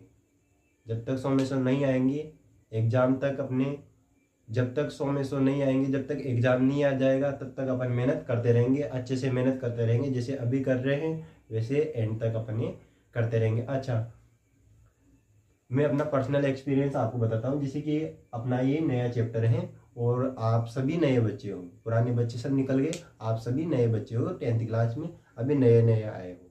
मैं भी जब 2018 में मैंने 12th की थी, सॉरी 10th की थी, ठीक है। तो उस टाइम पे हम नए नए स्टूडेंट थे और नया नया हौसला था कि 10th में अपन को अच्छी परसेंटेज बनानी है, सभी सब्जेक्ट में अच्छा स्कोर देना है। और जो ये मैथ मेरी स्टार्टिंग से ही पसंदीदा सब्जेक्ट रही है। मैथ मेरी स्टार्टिंग से फेवरेट सब्जेक्ट रही है। तो मेरा यही था कि अपने मैथ में 100 में 100 आए और बाकी सब्जेक्ट में भी अच्छा स्कोर करें, ठीक है। तो नए नए आए थे तो नया नया जोश था। तो 1 से 2 महीने तक तो हमने खूब मेहनत की, खूब टेस्ट हुए तो 20 में से 20 नंबर आए, जो 50 नंबर का होता था 50 में से 50 नंबर आए। तो सभी में अपन ने अच्छा स्कोर दे दिया हमने, ठीक है। तो टीचर वगैरह जो भी थे उनके सामने हमारा इम्प्रेशन जम गया कि ये बच्चे देखो कितना अच्छा पढ़ते हैं, सभी इनके एक भी नंबर कहीं से भी काट नहीं सकते अपन, इतना अच्छी तैयारी इन्होंने कर रखी है। पर क्या हुआ, अब धीरे धीरे टाइम निकला, 2 से 3 महीने हुए, 3 से 4 महीने हुए, 4 से 5 महीने हुए, ठीक है। तो ये जोश था ये धीरे धीरे धीरे धीरे धीरे कम हो गया, कम हुआ। जैसे ही जोश कम हुआ वैसे ही 20 में से 15, 14, 13 और कभी कभी तो 10 नंबर भी आने लगे। क्यों आने लगे? क्योंकि जोश भी खत्म हो गया। जोश खत्म होते ही मेहनत कम हो गई, मेहनत कम होगी तो स्कोर तो घटेगा ही सही। तो 6 महीने तक तो हमारा ये था कि हमारे 20 में से 10 नंबर, 8 नंबर, 9 नंबर ऐसे आने लग गए थे। तो टीचर वगैरह सब बोलने लग गई कि अब तुम्हें क्या हो गया, शुरू में तो अच्छा स्कोर देने लग गए थे, अब जब एग्जाम टाइम पास में आ रहा है तब तुम्हें क्या हो रहा है। तो ऐसे हमने गलतियां की, इस वजह से हमारे वो स्कोर कम हुआ। बाकी लास्ट में जाते जाते हमने वापस वो स्कोर बना लिया था, इस वजह से मेरे 100 में 100 तो आ गए थे, मैथ में 100 में 100 तो आ गए थे। पर बाकी जो सब्जेक्ट रही थी मेरी, उनमें मैं अच्छा स्कोर नहीं कर पाया, क्योंकि मेरे को मैथ में 100 में 100 लाने थे। उस वजह से सारी तैयारी मैंने उसमें ही कर दी। आपको ऐसा नहीं करना है, सभी सब्जेक्ट को बराबर पढ़ना है। ऐसा नहीं है कि मैथ में आपको 100 में 100 लाने, हर सब्जेक्ट में आपको अच्छे स्कोर करना है। मेरे पास टाइम बचा था सिर्फ 1 महीने का, लास्ट का 1 महीना था, तब जाके मेरी आंखें खुली थी कि नहीं यार, अपन ने जो भी किया ये सब गलत था। अपना स्कोर भी बहुत कम हो चुका है और जो क्लास हैं, जो बच्चे हैं, उनके सामने भी अपना इम्प्रेशन कम हो गया है, टीचर भी अपनी इंसल्ट करने लग गए हैं। तो अपन को वापस वही स्टडी करनी है जो स्टार्टिंग में अपन ने की थी। पर 1 महीने का टाइम था, या तो अगर मैं सभी सब्जेक्ट को लेके चलता तो फिर मेरे ये मैथ में 100 में 100 नहीं आते, और जो मेरी ये फेवरेट सब्जेक्ट थी, जो मेरा सपना था, वो सपना मेरा टूट जाता। इस वजह से मैंने सारा फोकस मैथ में कर लिया। हालांकि उसमें भी नंबर आए, पर वो ऐसे नहीं आए जैसे मैथ में आए थे। ठीक है, तो आपको ऐसी गलतियां नहीं करनी। जो स्टार्टिंग से अपन मेहनत कर रहे हैं वही मेहनत आपको एंड तक करनी है। ठीक है, जो मेहनत आप अभी से कर रहे हो वही मेहनत आपको एंड तक करनी होगी, तब जाके आपका सभी सब्जेक्टों में अच्छा स्कोर रहेगा। अगर आप भी मेरे जैसे कर दोगे कि मैथ में ही ध्यान दे रहे हो और लास्ट में जाके आपकी आंखें खुल रही है, तो आप अच्छा स्कोर नहीं दे पाओगे। फैमिली, क्लास और टीचरों के सामने आपका नाम खराब हो जाएगा। ठीक है, तो आपको ऐसा नहीं करना है। तो इस बात का भी आप विशेष तौर से ध्यान रखना। ठीक है, मेन पॉइंट रहेंगे वो मैं आपको बताता रहूँगा कि आपको ये गलतियां नहीं करनी जो गलतियां मैंने की हैं। ठीक है, क्योंकि ये टाइम ऐसा है, इस टाइम में अपन को दोस्त भी मिलते हैं, नए लोग भी मिलते हैं, नई क्लास है तो नए बच्चे भी मिलेंगे। ठीक है, तो नए बच्चे मिलेंगे तो नए आदतें, तो वो सारी आदतें भी आपको दूर करनी है। कोई भी लत आपको नहीं लगानी, गलत लत में आपको, गलत रास्ते पे आपको जाना ही नहीं है। ठीक है, ये बोर्ड क्लास है। अब तक अगर आप गलत रास्ते पे नहीं गए हो तो आगे भी मत जाना, और जो बच्चे चले गए हैं वो वापस आ जाओ, क्योंकि बोर्ड क्लास है। और अगर स्टडी में फ्यूचर आपको बनाना है, इसमें आपको फ्यूचर बनाना है, फ्यूचर आपका इसी में बनेगा।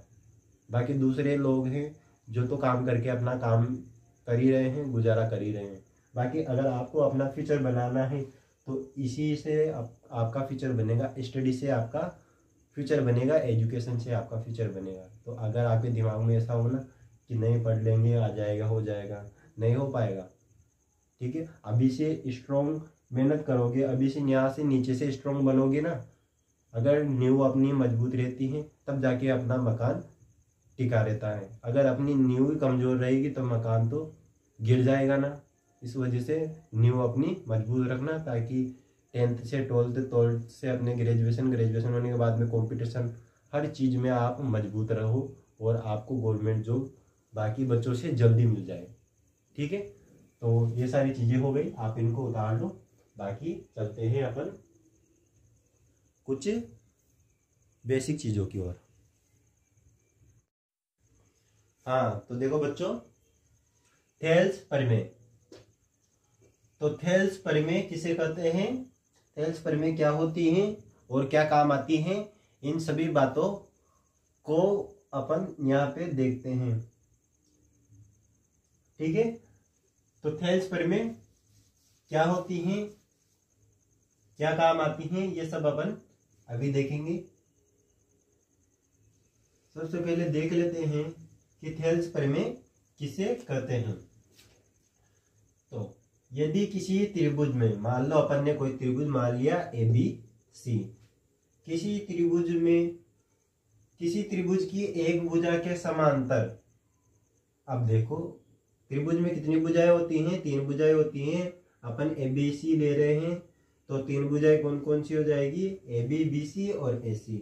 अगर अपन AB भुजा ले तो ये वाली भुजा अन्य 2 भुजाओं को भिन्न भिन्न बिंदुओं पर प्रतिच्छेद करेगी। अगर अपन ने AB के समांतर कोई रेखा खींचे तो ये बाकी अन्य 2 भुजाओं को भिन्न भिन्न अनुपातों में क्या करेगी, विभाजित करेगी या प्रतिच्छेद करेगी। इसको देखो यहाँ पे, अगर अपन BC ले, अपन ने BC लिया है, यहाँ पे BC के समांतर अगर अपन कोई रेखा खींचे तो ये बाकी 2 भुजाओं को भिन्न भिन्न बिंदुओं पर क्या करेगी, प्रतिच्छेद करेगी। कर दिया प्रतिच्छेद।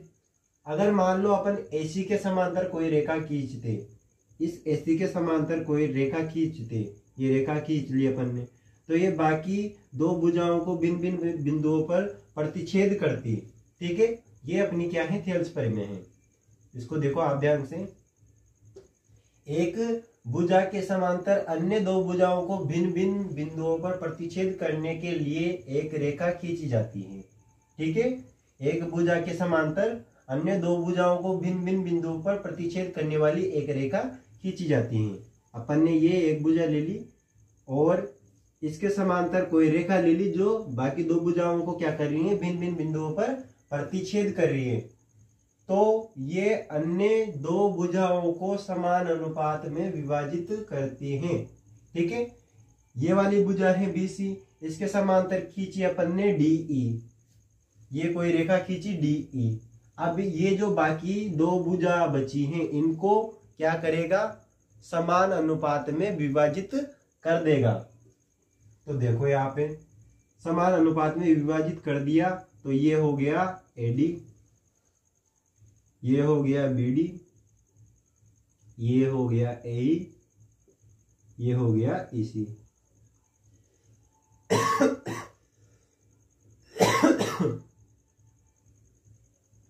ठीक है, अब देखो यहाँ पे यदि किसी त्रिभुज ABC में DE के समांतर हैं BC हो तो थेल्स प्रमेय से क्या हो जाएगा, AD बटा BD बराबर AE बटा EC हो जाएगा। यही क्या है, अपनी पूरी की पूरी थेल्स प्रमेय है। समझ लो इसको अच्छे से। अपन क्या कर रहे हैं, एक त्रिभुज ले रहे हैं।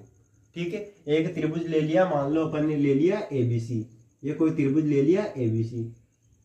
अब अपन इस त्रिभुज में एक भुजा लेंगे, उसके समांतर कोई रेखा खींचेंगे। मान लो अपन ने ये BC ले ली, अगर मान लो इस BC की जगह अपन ये AB ले लेते तो इसके समांतर ये वाली रेखा खींच जाती है, जिसका नाम दे दो DE। ठीक है, अपन कोई सी भुजा ले सकते हैं, ये केवल अपन ने समझने के लिए लिखी है यहाँ पे कि अपन BC के समांतर कोई रेखा ले रहे हैं। ठीक है, तो मान लो अगर अपन AB के समांतर कोई रेखा खींचते तो ये बाकी दो भुजाओं को समान अनुपात में क्या करती, विभाजित करती। तो कौन सी भुजा हो जाती, CD बटा AD बराबर हो जाती CE बटा BE, ये वाला अनुपात हो जाता। ठीक है, अपन ने BC लिया तो ये अनुपात आ गया। यही क्या है, अपनी थेल्स प्रमेय है। यही क्या है, अपनी थेल्स प्रमेय। आगे बात समझ में। एक त्रिभुज है, इसमें एक भुजा के समांतर कोई रेखा खींच रहे हैं जो बाकी दो भुजाओं को भिन्न भिन्न बिंदुओं पर क्या कर रही है, प्रतिच्छेद कर रही है। ठीक है, प्रतिच्छेद कर दिया तो ये बाकी दो भुजाओं को समान अनुपात में विभाजित भी करेगी। ठीक है, दो भिन्न भिन्न बिंदुओं पर प्रतिच्छेद तो करेगी, साथ में ये इनको समान अनुपात में विभाजित भी कर देगी। ठीक है, तो ये इसने समान अनुपात में विभाजित कर दिया। तो जहां पे भी आपको ये चीज दिख जाए कि एक भुजा के समांतर कोई दूसरी भुजा है तो वहां थेल्स प्रमेय से ये वाली चीज हो जाएगी। अपन इसको आगे सवालों में देखेंगे। तो अगर आपको यहाँ पे थोड़ा थोड़ा समझ में आया है तो वहां पे आपको पूरा समझ में आ जाएगा। ठीक है, समझ लो, यहाँ पे भी समझ में आ गया होगा। मैं ऐसा करता हूँ यहाँ पे भी आपको समझ में आ गया होगा अच्छी तरीके से कि अपन कोई त्रिभुज ले रहे हैं ABC।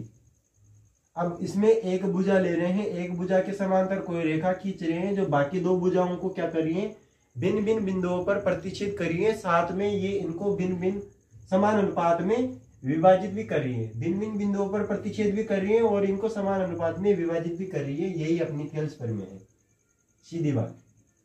ठीक है, तो इसको आप लिख लो।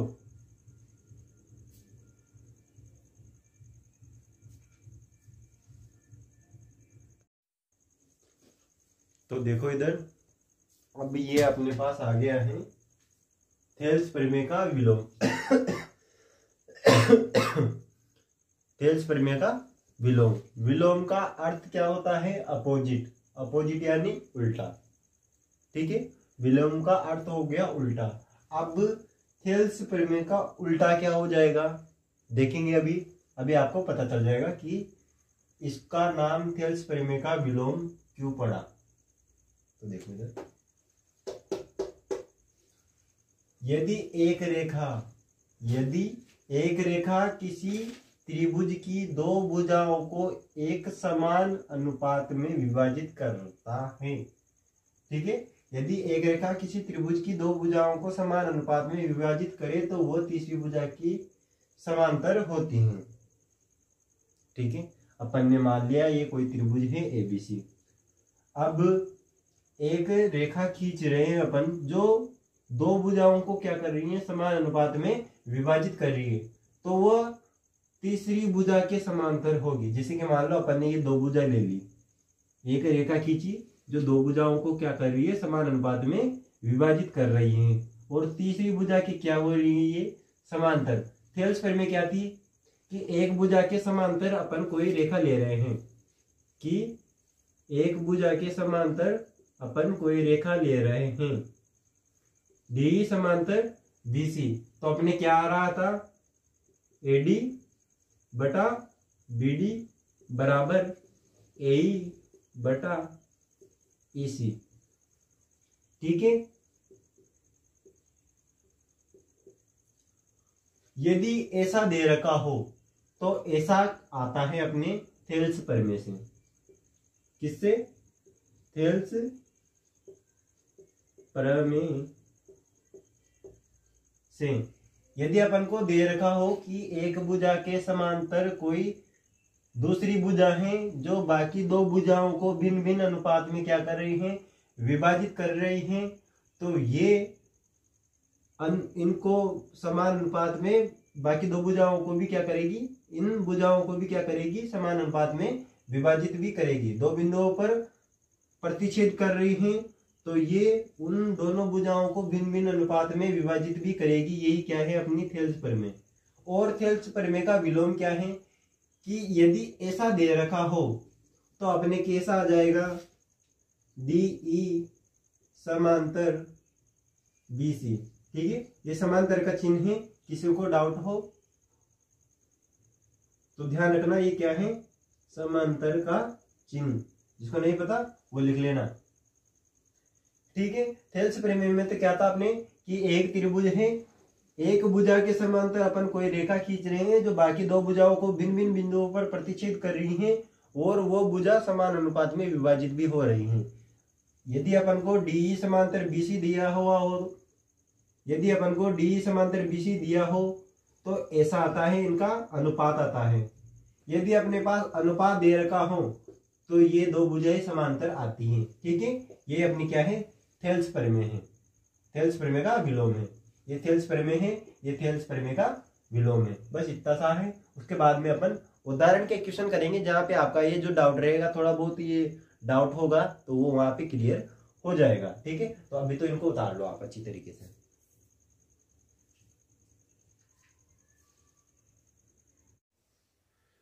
तो देखो ये अपना उदाहरण पहला आ गया है। तो इसमें क्या दे रखा है अपन को कि यदि कोई रेखा एक त्रिभुज ABC की भुजाओं AB और AC को क्रमशः D और E पर प्रतिच्छेद करे तथा भुजा BC के समांतर हो तो सिद्ध कीजिए AD बटा AB AE बटा AC होता है। ठीक है, अपन को ये सिद्ध करना है। ठीक है, तो सबसे पहले अपन को क्या दे रखा है, त्रिभुज ABC। इसको उतारो।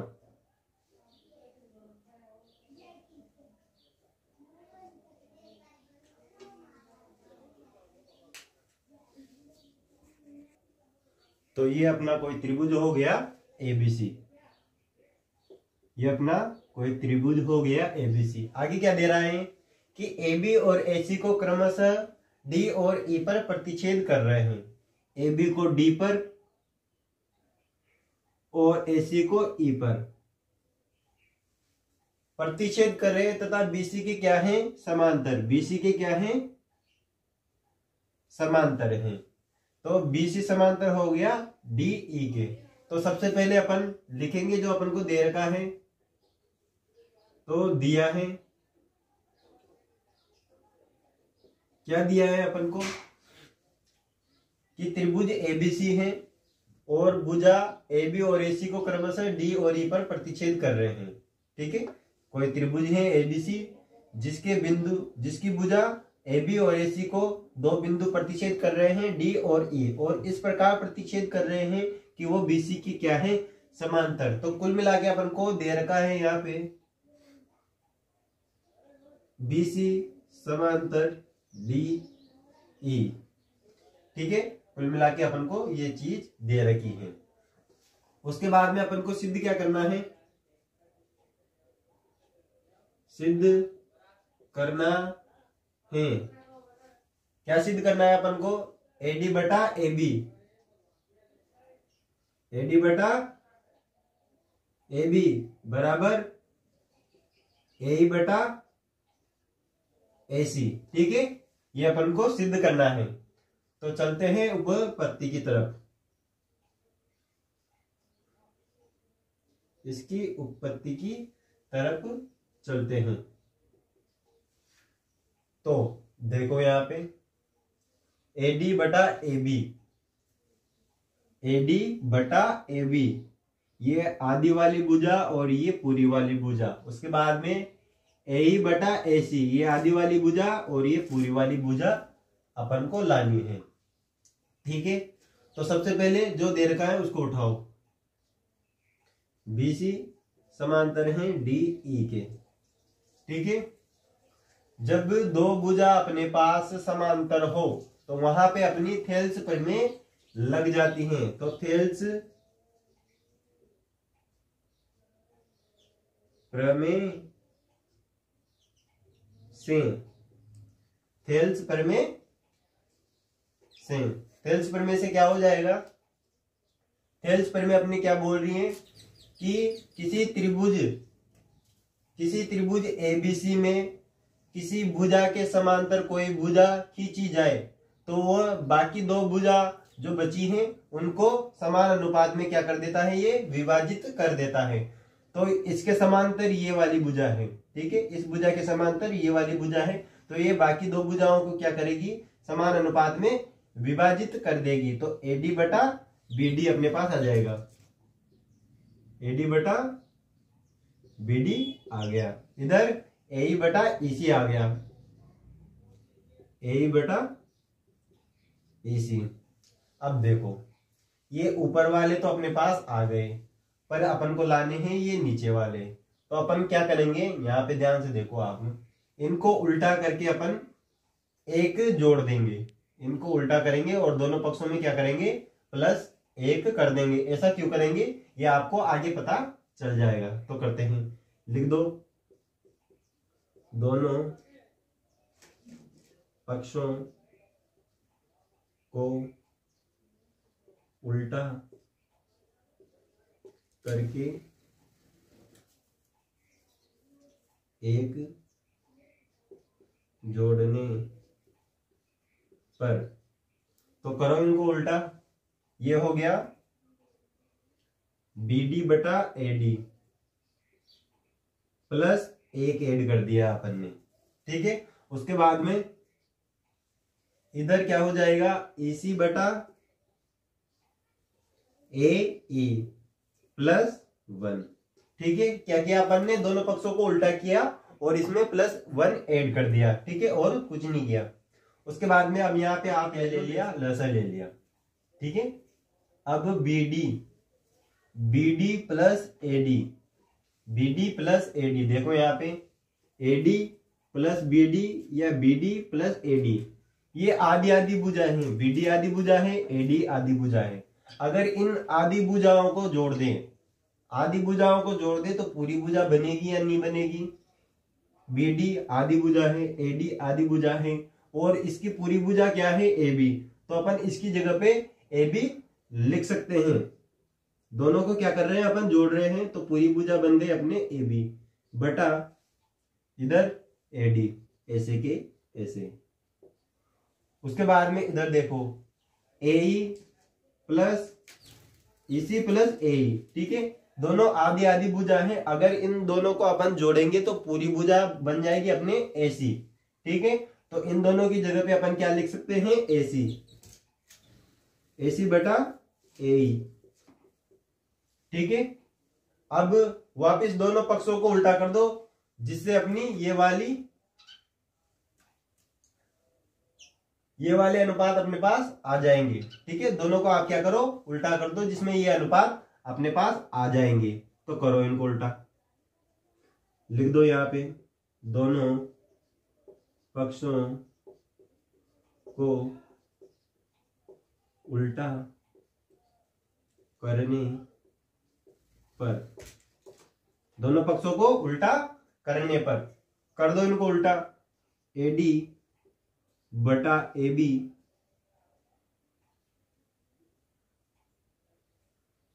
AD बटा AB AE बटा AC।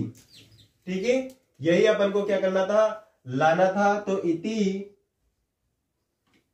सिद्धम, ये अपन ने सिद्ध कर लिया, ये अपन ने क्या किया, सिद्ध कर लिया।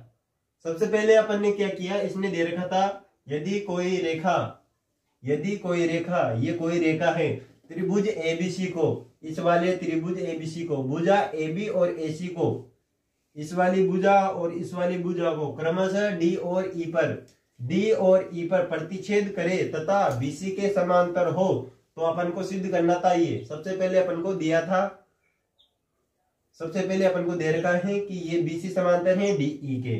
ठीक है, ये BC समांतर है DE के। उसके बाद में सिद्ध करना था अपन को ये, तो ये यहां तक अपन ने लिख लिया। तो सबसे पहले अपन ने उठाया जो अपन को दे रखा था, यहाँ पे पीछे लिख भी देना, दिया है, रीजन अपन को लिखना होता है। ठीक है, दिया है, तो ये अपन को दे रखा है। जब अपन ने देखा था कि एक भुजा के समांतर कोई दूसरी भुजा खींची जाए जो बाकी दो भुजाओं को समान अनुपात में विभाजित कर रही हैं, तो उनका अनुपात क्या होगा, समान होगा। अपन ने थेल्स प्रमेय पढ़ी थी, तो थेल्स प्रमेय में ये दे रखा था कि किसी त्रिभुज की एक भुजा के समांतर अगर कोई रेखा खींची जाए, किसी एक भुजा के समांतर कोई रेखा खींची जाए तो ये बाकी दो भुजाओं को क्या करती हैं, समान अनुपात में विभाजित करती हैं। तो थेल्स प्रमेय से अपन ने ये लिख दिया, थेल्स प्रमेय से अपन ने ये लिख दिया। और दोनों पक्षों को क्या किया, अपन ने उल्टा करके एक जोड़ दिया। क्यों जोड़ दिया, क्योंकि इनको लसा लेने पर अपने ये आधी भुजा प्लस ये आधी भुजा जुड़ के ये पूरी भुजा आ जाएगी। अपन को पूरी भुजा लानी थी, इसलिए अपन ने इनको उल्टा करके प्लस एक ऐड कर दिया।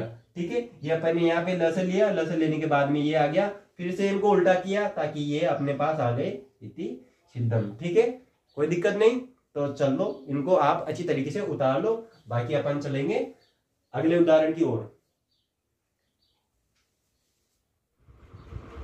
तो उदाहरण नंबर दूसरा देखो, इधर दे रखा है अपन को कि ABCD एक समलंब है।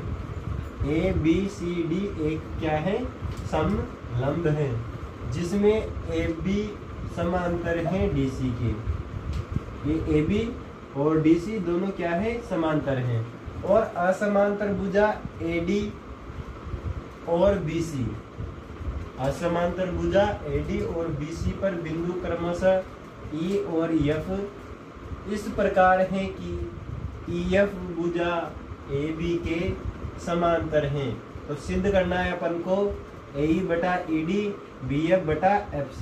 ठीक है, AE बटा ED BF बटा FC। ठीक है, ये अपन को सिद्ध करना है। एक समलंब अपन को दे रखा है, ठीक है, उसमें बाकी दो भुजा बची है असमांतर, तो उन दोनों के बीच में मध्य बिंदु है E और F। ठीक है, मध्य बिंदु नहीं है, इन पर बिंदु है E और F। ठीक है, तो ये इस प्रकार है कि EF भुजा AB के समांतर है। तो सबसे पहले जो अपन को दे रखा है वो लिखेंगे, फिर जो सिद्ध करना है वो लिखेंगे, फिर अपना सॉल्यूशन स्टार्ट करेंगे। ठीक है, तो सबसे पहले दिया है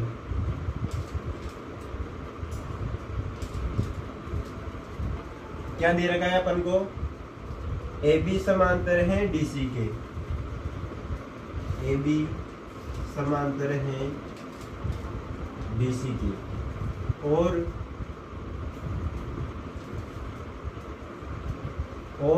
AB समांतर है EF के। दे रखा है इसने EF भुजा AB के समांतर है, तो EF समांतर है AB की। अब देखो AB समांतर है DC के और AB समांतर है EF के। ठीक है, तो तीनों भुजा अपनी क्या हो गई, समांतर हो गई। तो क्या अपन इसको ऐसे लिख सकते हैं AB समांतर DC समांतर EF। ठीक है, तीनों भुजाएं अपनी समांतर हैं, तो अपन ने ऐसे करके लिख दिया है और इसका नाम दे दिया समीकरण 1 नाम दे दिया। ठीक है, और सिद्ध क्या करना है अपन को, सिद्ध करना है। सिद्ध क्या करना है अपन को, AE बटा AD बराबर BF बटा FC। ठीक है, ये अपन को सिद्ध करना है। उपपत्ति,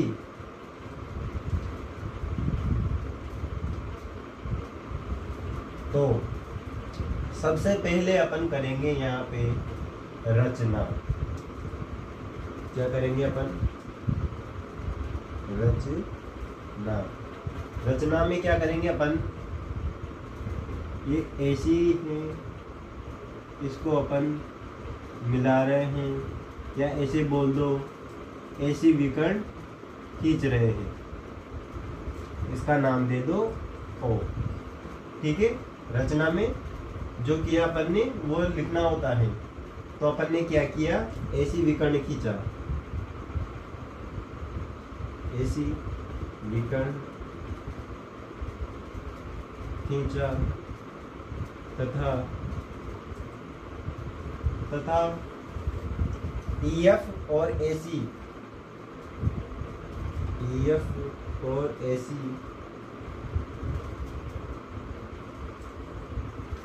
का प्रतिच्छेदी बिंदु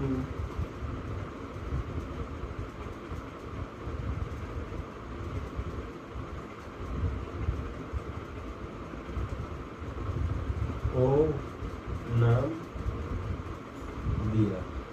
ठीक है, इसका अपन ने नाम दिया है O। ये भी लिख दिया अपन ने कि ऐसी विकर्ण खींचा तथा EF और AC को प्रतिच्छेद करने वाला बिंदु O नाम दिया। ठीक है, ये तो अपना रचनात्मक काम हो गया। अब देखो, सबसे पहले अपन उठाएंगे त्रिभुज ADC। कौन सा त्रिभुज ADC में, इसमें क्या है, EO समांतर हो गया DC के, EO समांतर है DC।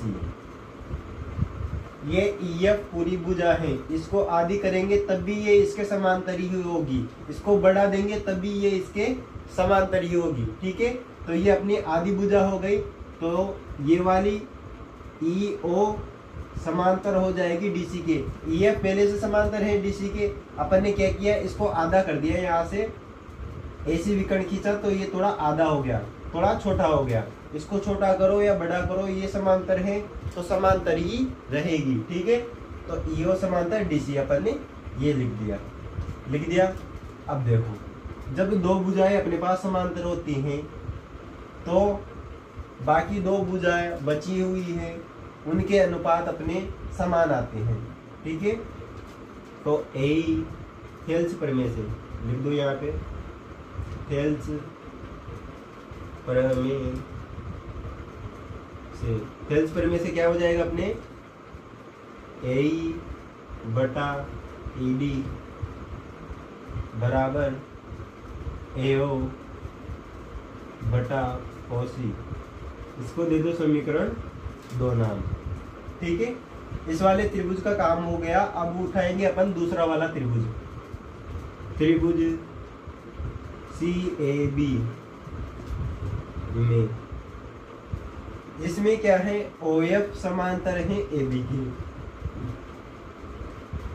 OF समांतर है AB के, वही इधर आधी भुजा है, तो ये तीनों भुजा तो अपनी समांतर है, इसको अपन ने छोटा कर दिया तब भी ये इसके समांतर होगी, इसके भी समांतर होगी, इसके भी समांतर होगी, क्योंकि तीनों भुजाएं अपनी, तीनों रेखाएं अपनी क्या है, आपस में समांतर है। ठीक है, तो थेल्स प्रमेय से यहाँ पे भी अपन थेल्स प्रमेय लगाएंगे,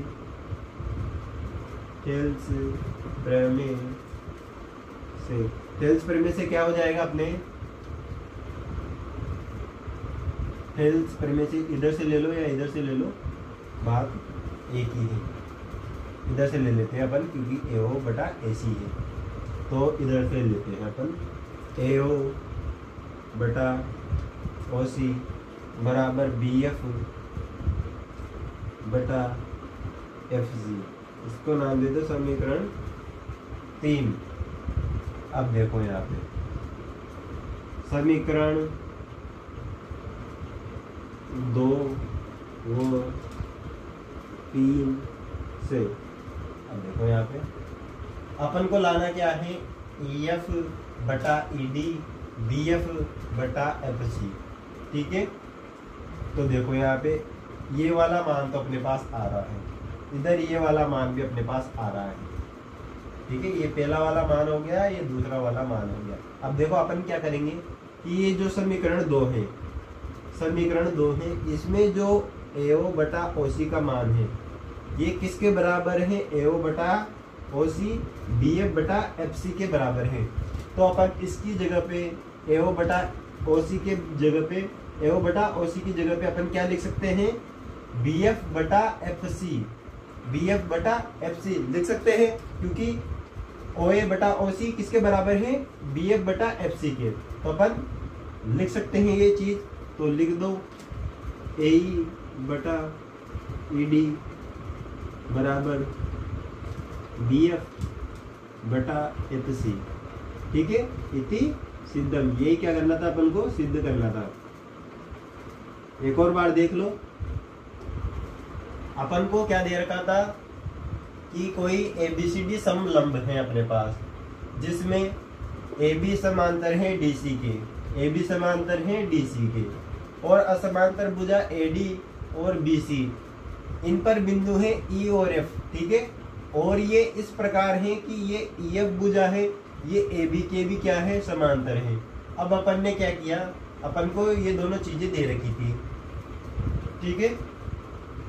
AB समांतर है EF के, इधर से AB समांतर है DC के, ठीक है। तो ये तीनों रेखाएं, तीनों भुजाएं अपने आपस में क्या है, समांतर हैं। तो समांतर हैं तो अपन तीनों को ऐसे लिख सकते हैं। उसके बाद में जो सिद्ध करना है वो लिख दिया। उसके बाद में अपन ने कर दी रचना, क्योंकि जो अपनी थेल्स प्रमेय है वो अपनी त्रिभुज पे काम करती है, और यहाँ पे कोई त्रिभुज नहीं बन रहा था, तो अपन ने ये विकर्ण खींचा तो 2 त्रिभुज अपने पास बन गए, 2 त्रिभुज बन गए। तो अपन ने दोनों त्रिभुज उठा लिए, दोनों त्रिभुज उठाने के बाद दोनों में थेल्स प्रमेय लगा दी। थेल्स प्रमेय लगाने के बाद ये मान आया और ये मान आया, और इस मान की जगह पे अपन ने ये लिख दिया और अपना ये सिद्ध हो गया, ठीक है। इजी था, कोई भी डिफिकल्ट नहीं है। आगे जो उदाहरण आएंगे वो भी अपने सरल ही आएंगे। ध्यान से देखो, ध्यान से सब चीजों को देखो। अगर कोई चीज आपको समझ में ना आए तो नीचे कमेंट में कमेंट कर देना। छोटी से छोटी चीज बहुत इंपॉर्टेंट रहती है, तो आप जो भी समझ में ना आए वो नीचे कमेंट में कर देना। हालांकि मैं पूरी कोशिश कर रहा हूँ समझाने की, आपके पास कोई डाउट होगा ही नहीं, बट होगा, बहुत सारे बच्चे होंगे जिनके पास डाउट हो, तो वो नीचे कमेंट कर दे, उनका डाउट भी अपन क्लियर कर देंगे, ठीक है। तो इसको तो आप अच्छी तरीके से लिख लो, बाकी अपन चलेंगे अगले उदाहरण की ओर। तो उदाहरण तीसरा देखो, अपन को आकृति दे रखी है 6.16। इसमें दे रखा है अपन को PS बटा SQ PT बटा TR है, तथा कोण PST बराबर है PRQ के। अब देखो यहाँ पे ये जो चिन्ह है ये तो अपना कोण का हो गया। अब इसमें 3 चीजें दे रखी हैं PST। जिन बच्चों को नहीं पता कि ये किस कोण की बात कर रहा है, वो हमेशा एक चीज का ध्यान रखना, जिस कोण की बात की जाएगी वो हमेशा बीच में आएगा। वो हमेशा क्या आएगा, बीच में आएगा, क्योंकि यहाँ पे 2 S कोण बन रहे हैं, एक तो ये वाला कोण और एक ये वाला कोण। पता कैसे चलेगा कि कौन सा S वाला कोण R के बराबर है। यहाँ पे 2 कोण बन रहे हैं, तो इस चीज को प्रदर्शित करने के लिए अपन लिख रहे हैं PST। ये वाला कोण, बीच वाला कोण किस वाले कोण की बात कर रहा है? PST, मतलब इस वाले कोण की क्या कर रहा है? बात कर रहा है। अगर मैं बोलता यहाँ पे TSQ, तो TSQ तो किस कोण की बात हो रही है? यहाँ पे इस कोण की बात हो रही है। ठीक है, तो समझ में आ गया। जिस कोण की भी बात होगी वो हमेशा क्या आएगा? बीच में आएगा। तो इससे आप समझ जाना कि किस कोण की बात कर रहा है, वरना ऐसे देख लेना PST, तो स्वाभाविक सी चीज है कि बीच वाला कोण आ रहा है, वही अपना कोण होगा। ठीक है, तो ये चीजें दे रखी है, अपन को सिद्ध करना है कि ये जो PQR है ये समद्विभाव त्रिभुज है। समद्विभाव त्रिभुज किसे कहते हैं अपन? जिसकी दो भुजाएं समान हो, जिसकी दो भुजाएं समान हो, जिस त्रिभुज की दो भुजाएं समान हो वह समद्विभाव त्रिभुज कहलाता है। तो अपन को इस त्रिभुज में कोई दो भुजा बराबर लेके आनी है। तो देखो इधर सबसे पहले जो दे रखा है उसको लिख दो।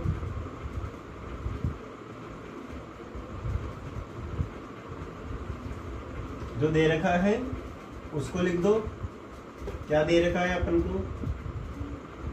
PS बटा SQ बराबर PT बटा TR, PT बटा TR। उसके बाद में ये दो कोण दे रखे हैं तथा कोण PST बराबर है कोण PRQ के। ठीक है, और सिद्ध क्या करना है? सिद्ध करना है कि त्रिभुज PQR समद्विभाव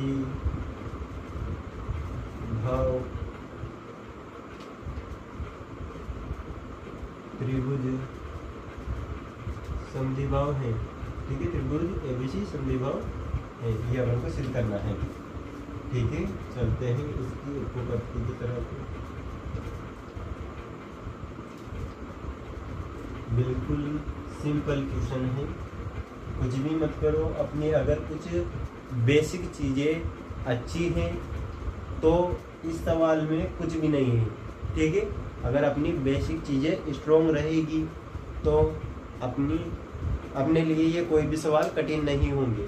ठीक है, तो बेसिक चीजें हमेशा अपनी स्ट्रॉन्ग रखना। ठीक है, छोटी से छोटी चीज अपनी स्ट्रॉन्ग रखना। अगर कोई चीज समझ में ना आए तो वो पूछ लेनी है, क्योंकि बेसिक चीजों से ही ये सवाल होते हैं। गणित में कुछ नहीं है, वही जोड़ घटाव गुणा भाग है, कुछ भी नहीं है। और देखो इधर यहाँ पे अब सबसे पहले ये दे रखा है अपन को S, उठा रहे हैं अपन त्रिभुज PQR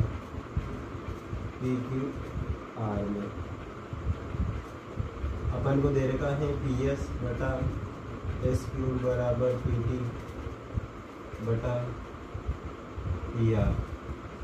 ठीक है, ये कहाँ आया? ये कहाँ से आया? दिया है ये अपन को। अब देखो थेल्स प्रमेय तो क्या होती है अपनी कि दो भुजाएं अपन को समांतर देता है और इनके अनुपात अपने पास बराबर आते हैं। पर थेल्स प्रमेय का विलोम क्या होता है?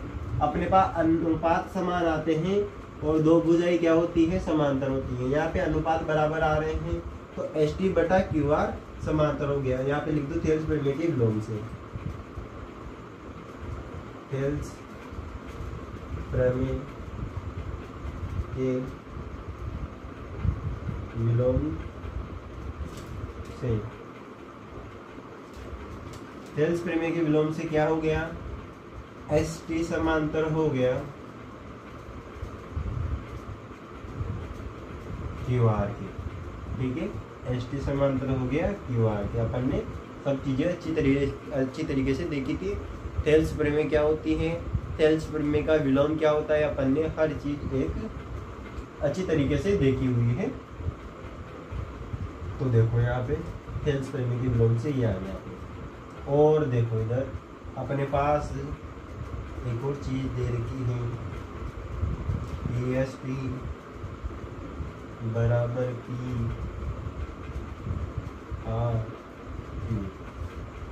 ठीक है, ये चीज अपन को दे रखी है। इसका नाम दे दो आप, समीकरण 1 नाम दे दो, समीकरण 1 नाम दे दो। अब देखो यहाँ पे, जब दो समांतर रेखाओं को एक तिर्यक रेखा प्रतिच्छेद करे तो उनके एकांतर कोण तथा संगत कोण दोनों क्या होते हैं? बराबर होते हैं। एक तो एकांतर कोण और एक संगत कोण दोनों क्या होते हैं? बराबर होते हैं। तो देखो इधर, सॉरी ये वाला कोण, तो देखो अपने पास ये कोण है, ये कोण किसके बराबर हो जाएगा? इस कोण के बराबर हो जाएगा, क्योंकि ये दोनों रेखाएं क्या हैं? समांतर रेखा हैं। और इसको क्या कर रही हैं? एक तिर्यक रेखा प्रतिच्छेद कर रही है। इसको आगे बढ़ा दो, ऐसे देखो, जब दो समांतर रेखाओं को एक तिर्यक रेखा प्रतिच्छेद करें तो उनके एकांतर कोण तथा संगत कोण क्या होते हैं? बराबर होते हैं। ये वाला कोण इस वाले कोण के बराबर हो जाएगा। ठीक है, तो अपने पास क्या आ गया? कोण PST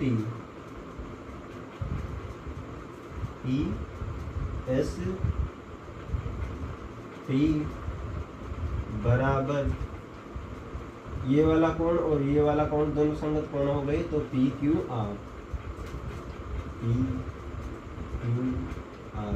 इसको नाम दे दो समीकरण 2। अब अपने इस वाले कोण से कोई मतलब नहीं है, तो जो ये वाला कोण है, इस वाले कोण की जगह पे अपन ये वाला कोण लिख देंगे। ठीक है, इसके बराबर, S के बराबर ये R वाला कोण है, ये अपन को दे रखा है। इसको लिख भी देना पीछे, ये अपन को दिया है, क्योंकि अपने ये इस वाले कोण का कोई मतलब नहीं निकल रहा, अपने कोई काम नहीं आ रहा। अपने काम आएगा कोण क्यों आएगा, ये भी अपन को आगे पता चल जाएगा। पर अपने यहाँ पे एक चीज लिख दो, समीकरण 1 और 2 से, 1 और 2 से इस PST की जगह पे अपन ने क्या लिख दिया? PRQ बराबर कोण PQR।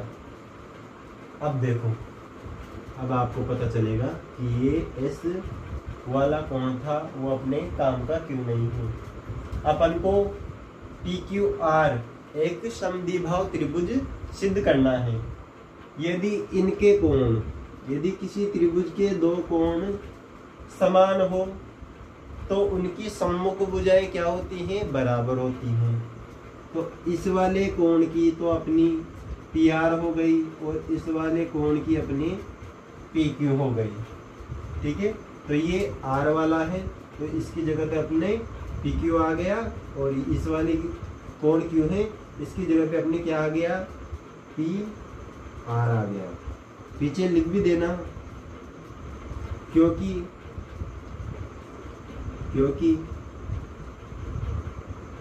किसी त्रिभुज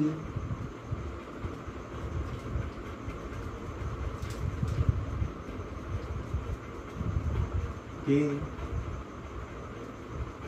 दो समान कोण हो तो उनकी सम्मुख भुजाएं बराबर होती हैं। क्योंकि किसी त्रिभुज के दो समान कोण हो तो उनकी सम्मुख भुजाएं क्या होती हैं? बराबर होती हैं। अपने पास दो कोण बराबर आ गए तो उनकी सम्मुख भुजाएं अपने पास बराबर आएगी। ठीक है, तो PQ बराबर PR अपने पास आ गया। PQ बराबर PR अपने पास आ गया। अगर किसी त्रिभुज में दो समान भुजा हो तो वो त्रिभुज समद्विभाव त्रिभुज कहलाता है। वो त्रिभुज समद्विभाव त्रिभुज कहलाता है। तो अतः यहाँ पे लिख दो, अतः त्रिभुज PQR एक समद्विभाव त्रिभुज है। अतः PQR अपने पास समद्विभाव त्रिभुज है। हाँ, एक और बार स्टार्टिंग से देख लो आप। अपन को ये दे रखा है और ये दे रखा है, अपन को सिद्ध करना है कि त्रिभुज PQR एक समद्विभाव त्रिभुज है। ठीक है, जो चीज दे रखी है वो अपन ने लिख दी, जो सिद्ध करना है वो अपन ने लिख दिया। अपन ने त्रिभुज उठा लिया PQR, उसमें देखा कि ये चीज अपन को दे रखी है, तो थेलेस के विलोम से अपने पास ये आ गया। ये आने के बाद अपने पास ये चीज तो अपन को दे रखी थी। उसके अलावा अगर दो भुजाएं समांतर हो तो उसको एक तिर्यक रेखा प्रतिच्छेद करे तो उनके एकांतर कोण और संगत कोण बराबर होते हैं। तो ये आ गया संगत कोण, यहाँ पे लिख देना संगत कोण।